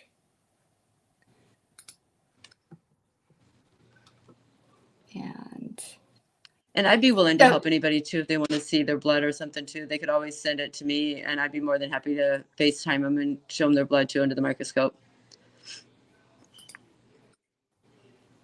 It's just about getting information out and knowing that we have to take action to help clean up our blood from all these sources of contamination. And the good news is now we can at least get graphene out of our blood, right? Because there was nothing in AI or nothing in any research that would show us how to do that, right? So this is a pretty good breakthrough that I would think that is, good to have. Yes, that is one that's curled up. That's one that curled up. It went to the edge of it went outside of the bloodline right here. Yep. And just moved right on out of there. And he's got the little dragon head. Yeah, it's like they all, even in those other ones, those longer ones, they all have that. And you said that, and it almost looks like a little dragon tail. Yeah. I mean, it's just amazing what this stuff is. It's just, wow. Well, they do have dragon silkworm. So they do have dragon silkworm, and it's 3 times stronger than the spider silk. So the dragon silk, they could be making like bulletproof vest with it, all that stuff, because the spider they can too, but the dragon silk is even stronger. So it could be one of the genes from the dragon silk. Yeah, that one definitely was a lot thicker in construction and everything. That's amazing. Yeah. And I know that you've even found the CRISPR-Cas9 in the food supply. Yes. They even brag about putting it in our food supply, saying that we would not catch on to it, that we're all focusing on the genetic modified, that they're letting the CRISPR slide through because, CRISPR sounds like CRISPR, like it's good, right? So genetically modified, they were making fun that like if we Google it and search it, that we don't know what we're looking for or talking about, so we would just pass it and not even worry about it going through as a bill. Yeah. And they're passing it. It's mind blowing. And you found Is there any tips that you have in your testing, like in terms of food and anything to stay away from that is usually more contaminated than others? Well, if you can't do anything, the best thing you could do, let's say that you can't get a reverse osmosis water or you can't do anything like that, take a paper towel and filter most of whatever you're drinking through a paper towel. That helps. Okay. It takes out like a big percentage of them. Coffee filters don't work, but a paper towel does. Filtering it through a paper towel will help you eliminate a lot more and get less of it. So I keep telling everybody just filter everything through a paper towel at least until you can get the money or whatever to buy whatever you need. But yeah, so that's one like thing I learned through the process of it. It was to use a paper towel, and that might be able to help some people. Yes, I think it was. Do you think that? I think that these parasite things definitely play a role in gut health, and um, they probably like to hang out and latch on to the food as well. So trying to free ourselves from having these parasites that cause nutrient deficiency. Like when I was tested last year, I spent a lot of money on this testing to find out that my doctor said I was the most nutrient deficient person he had ever seen. But then, you know, it makes sense, right? Right. It's amazing what these organisms are capable of. They rob us of our nutrients that we need for our body, and cause autoimmune issues and inflammation And and cancer. yeah, because the fungal and the parasites is what turns into cancer. So you can combat. I know that there have been people who've said that you can combat the mold and the parasites through frequency, also to counter it, because like you said, you discovered a frequency on them. So you have to find that frequency that kills them, that that they can't handle. It's just amazing. Is there anything else like you would like to share with the group? I know this was a very important message. It was very brave of you to come forward with all of the countless hours and months and years of research that you've done and you found to help clean out your blood. I mean, you go from black tar blood to red clear blood.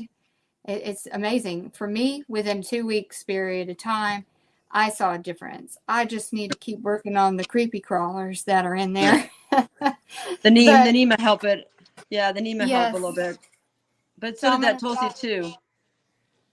It just takes time because you got to figure you've probably been getting them in your body for 6 years when COVID first came out, right? So that's a long time for us to build them up. So it takes a while for it to take a while to get all of them out. Some of them get pretty big, so it has to take a while to eat them down. And so it's a time process thing, but your blood will get better.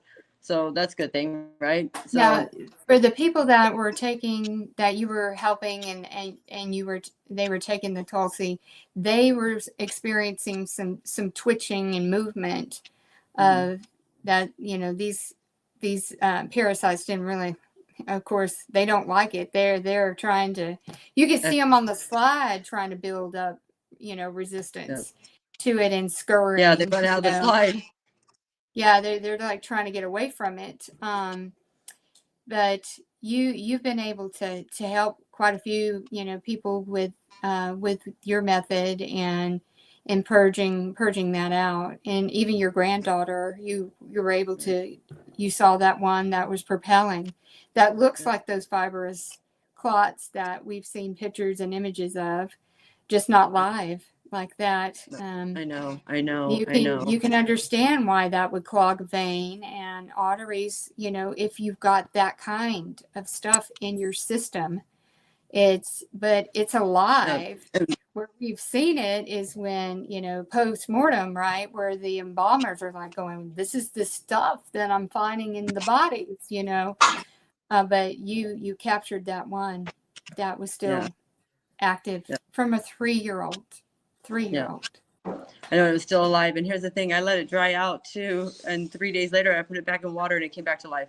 So unless you dissolve these, unless you dissolve them, you're not killing them, is what I see with them. So that's why it was so important for me to find something that actually ate them down to nothing, because if you don't, then it's not going to do no good. They'll just stay alive.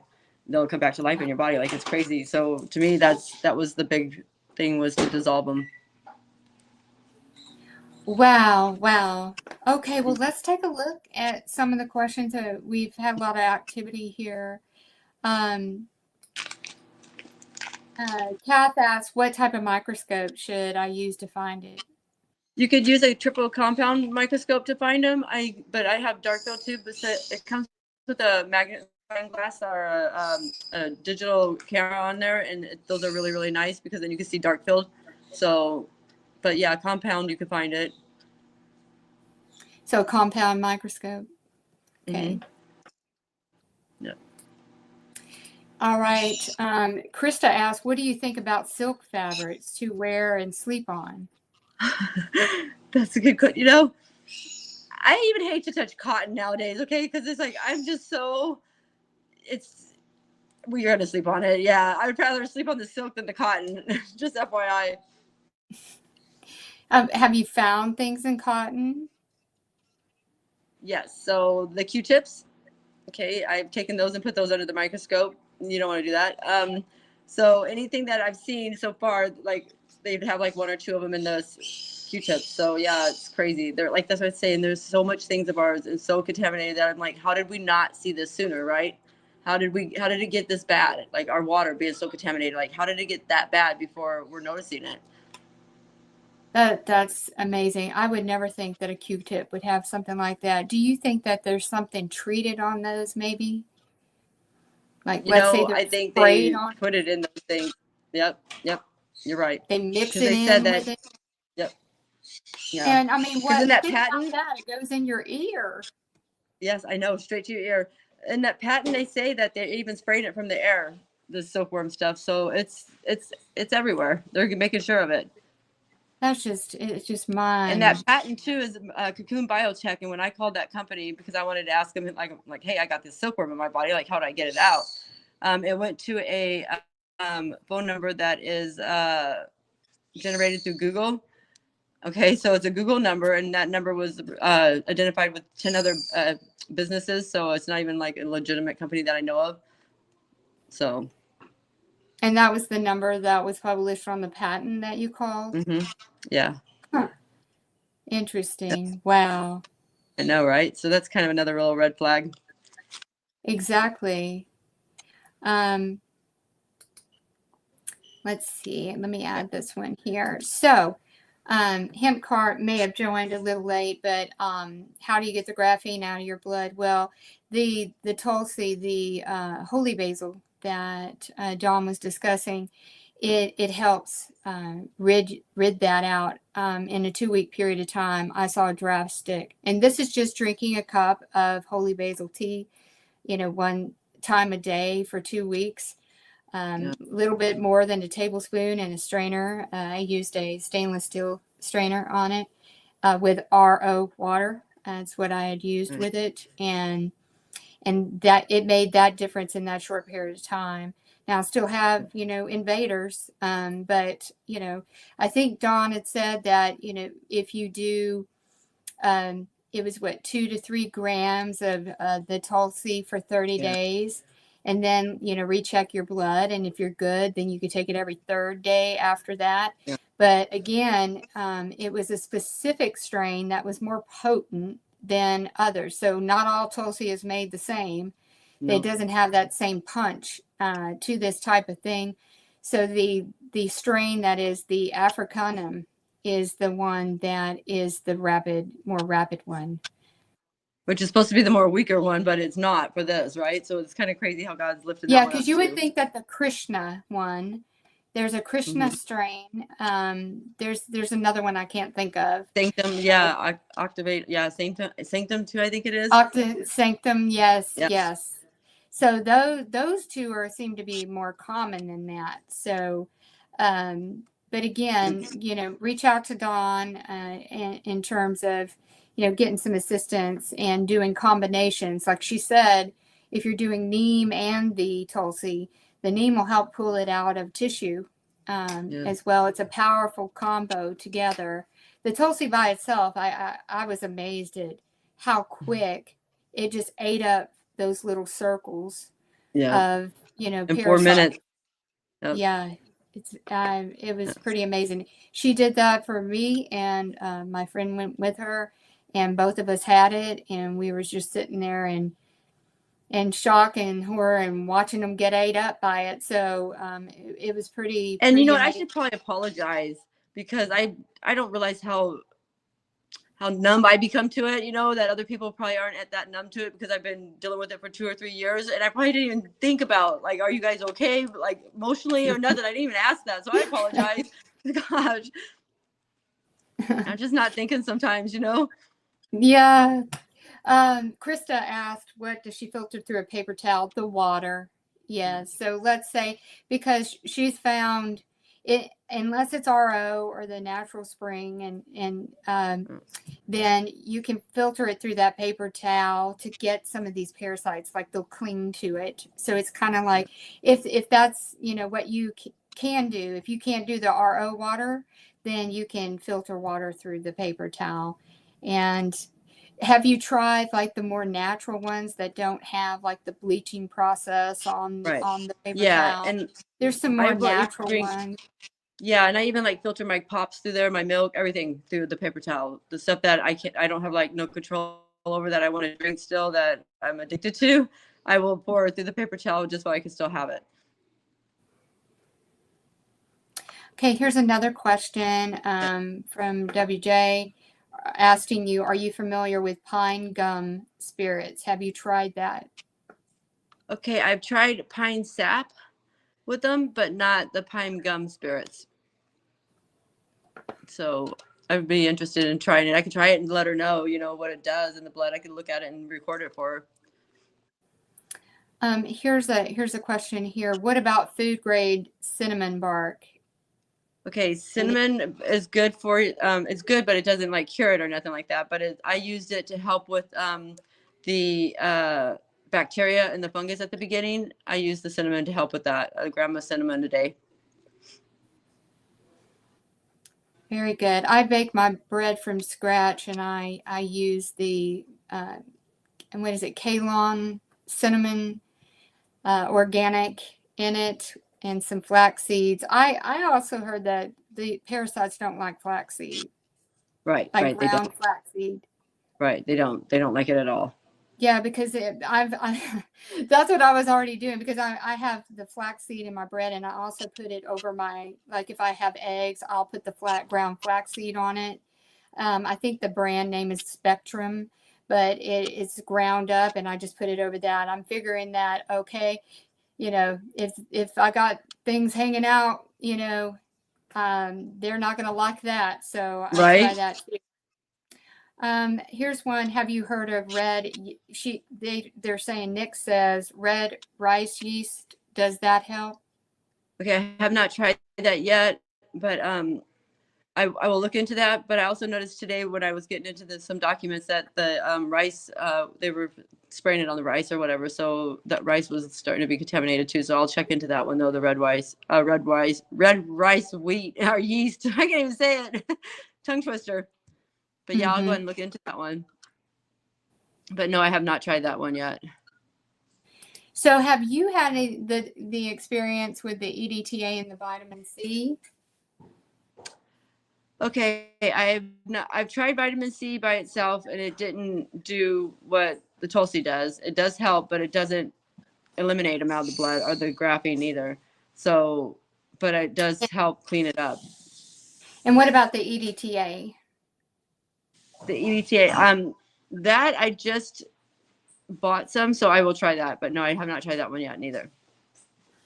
And again, when all this was happening to Dawn, she was just going by, that's where God stepped in and was just kind of giving her what she felt was the guidance to keep looking into it. And when she went to the, the Revelations verse was, that verse about the leaf of the tree being, a cure. For the curse. Then yes. And then she started testing it. I know some people joined late. They may not have heard that. Yeah, Okay, that was the big part. So does the drops of food grade hydrogen peroxide help? Okay, it does. Okay, I've actually taken food grade hydrogen peroxide, and it did the same thing, kind of like the ivermectin does. It puts them to sleep, and then they wake back up after a while. But the hydrogen peroxide does help with them. I've seen that. So I wanted to actually do an experiment, and it's kind of crazy they brought that up because I just got some, and I wanted to kind of do an experiment of like a long-term use of it and try it for like over a month and see what it does in the blood for over a month, and then I can let people know more better answer. That's amazing because Dawn doesn't give up. She is continuously experimenting, because when you hear that these Tulsi farms are getting burned and everything, then we just, she's always, perfecting it with other combinations and backup, and just in case. Yep. I mean, that's what we have to do. So what about cloves? I've heard good things about cloves.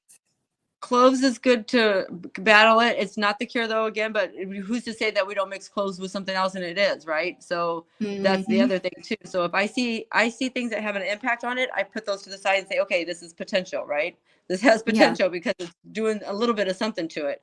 So I always keep those aside, and the ones that I've seen play an impact, I'll give them to you. They're red root, okay, plays an impact. Pislium, Pyslium, that plays an impact. Another one is olive. Hold on a second. I want to say this right. It's it's a terrible herb that it tastes terrible, but hold on a second. I'll think of it in a minute. The other one that does really good is the one that's sold at Walgreens, and it gets rid of the one in the face, and it's woodworm, but it has neem in it. Okay, and it also has the fulvic acid as well. That's really good for the face. Woodworm and neem, and then it has fulvic acid. So right. So there's two bars. There are 2 jars. Do you remember the brand of that one? Oh, I don't remember. I got it in my room. Is it a liquid or a capsule? It's a liquid. It's a liquid. It's like $20 at Walmart. Or at Walgreens, at Walmart. Yeah, Walmart. Okay, so it has woodworm, neem, and fulvic acid. I've heard good things about woodworm in terms of parasites. What about black walnuts? Yes, black walnut's good for it. Pumpkin seeds, and then also the clove that is like an onion, but it's not an onion. Garlic. Sorry. I'm like, what is it? My mind is drawing a blank. So garlic makes them get really active.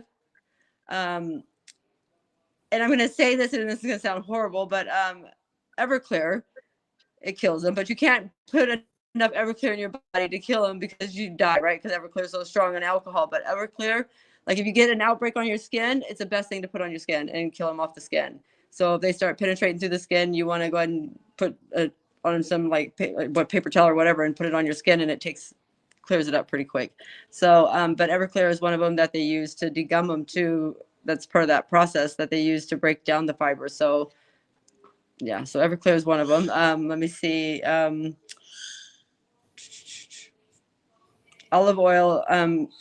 It's oregano. That's what it was, not olive oil. Oregano. Okay, got it. Oregano. They do not like oregano at all. So I think it was, yes, Faye. She's been on the podcast.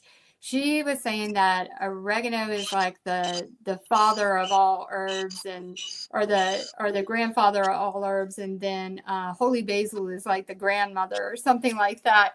So that could be the king and queen, huh? Yes, that's what it was, king and queen. And here I am going grandfather, and stuff. But yes, the king and queen of all herbs. Yes. There you go. Maybe I should be mixing those two together, huh? Yeah, I wonder what that combination would do between the oregano and the Tulsi. And maybe that Tulsi, cool.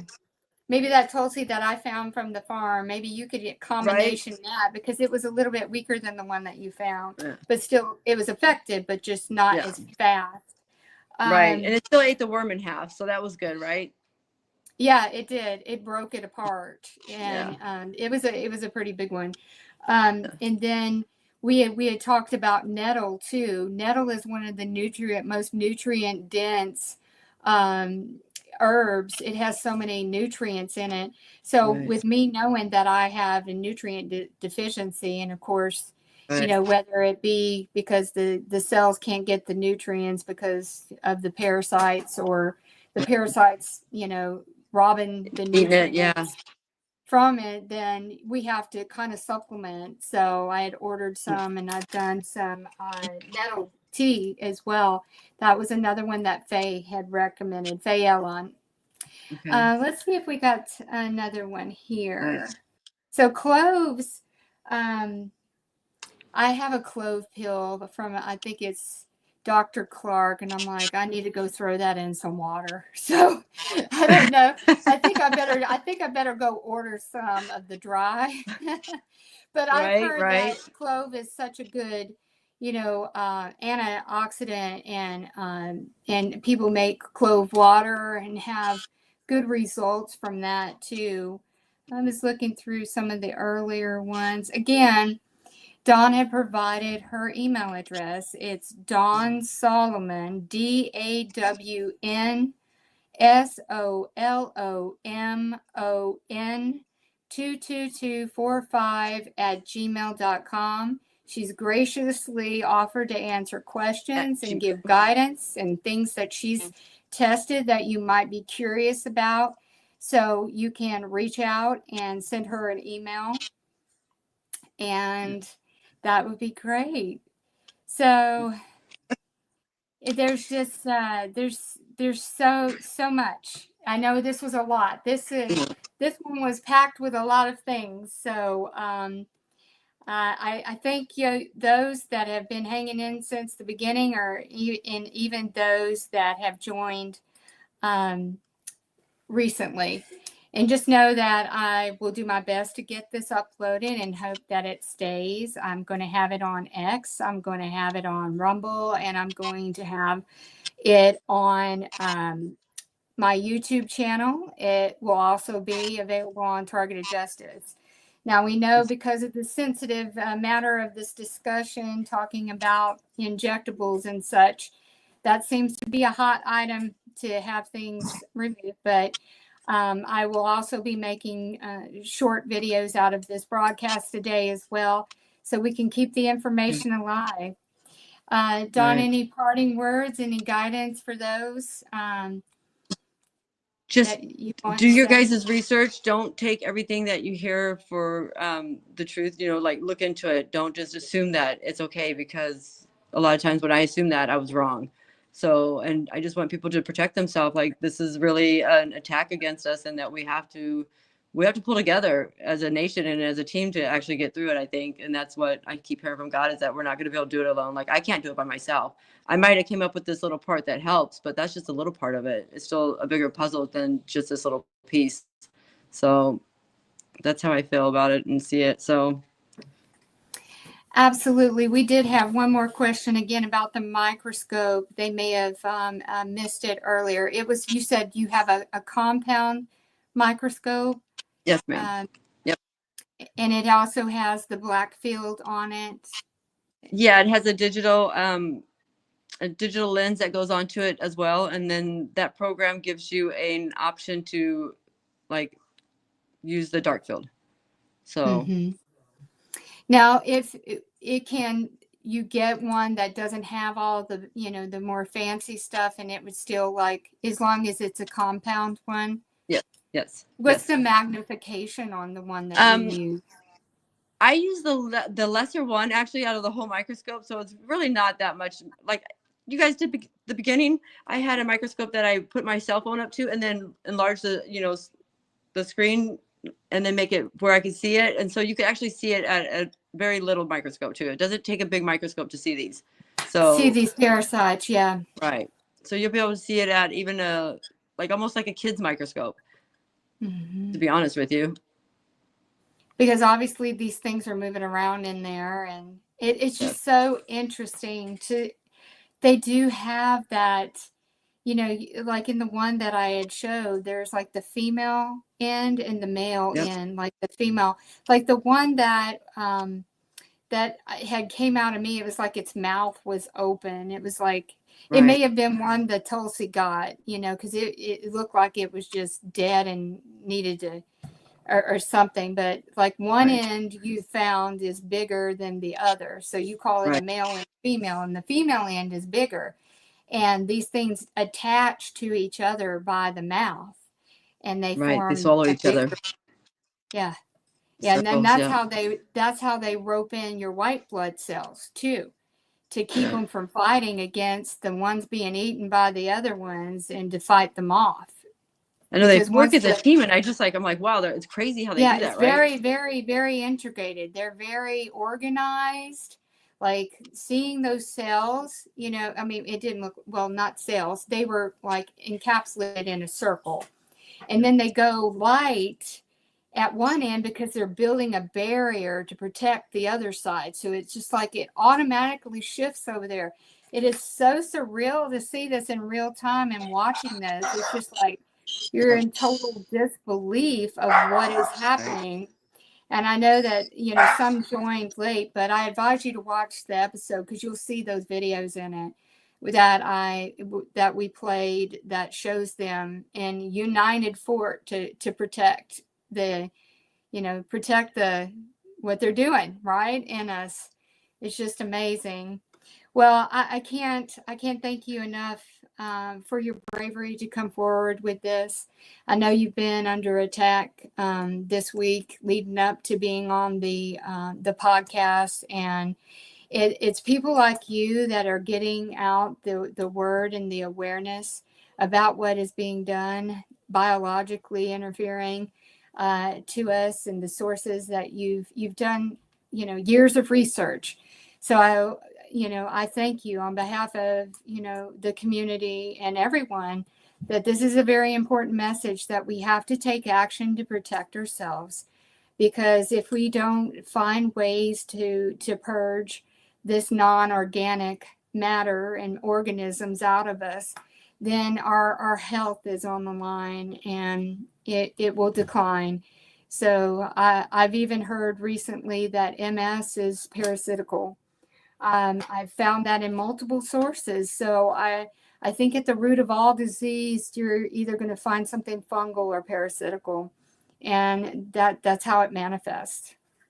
So we have to keep nurturing our temple, so that we can have the skin in the game to fight the good fight, and to shine awareness and let God do the heavy lifting. As always, he's shaking that tree right now on all of this corruption.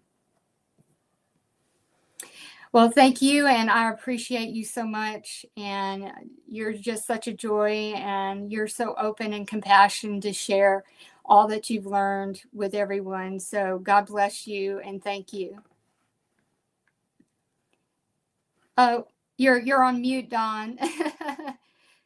You're on mute. There you are. There you are.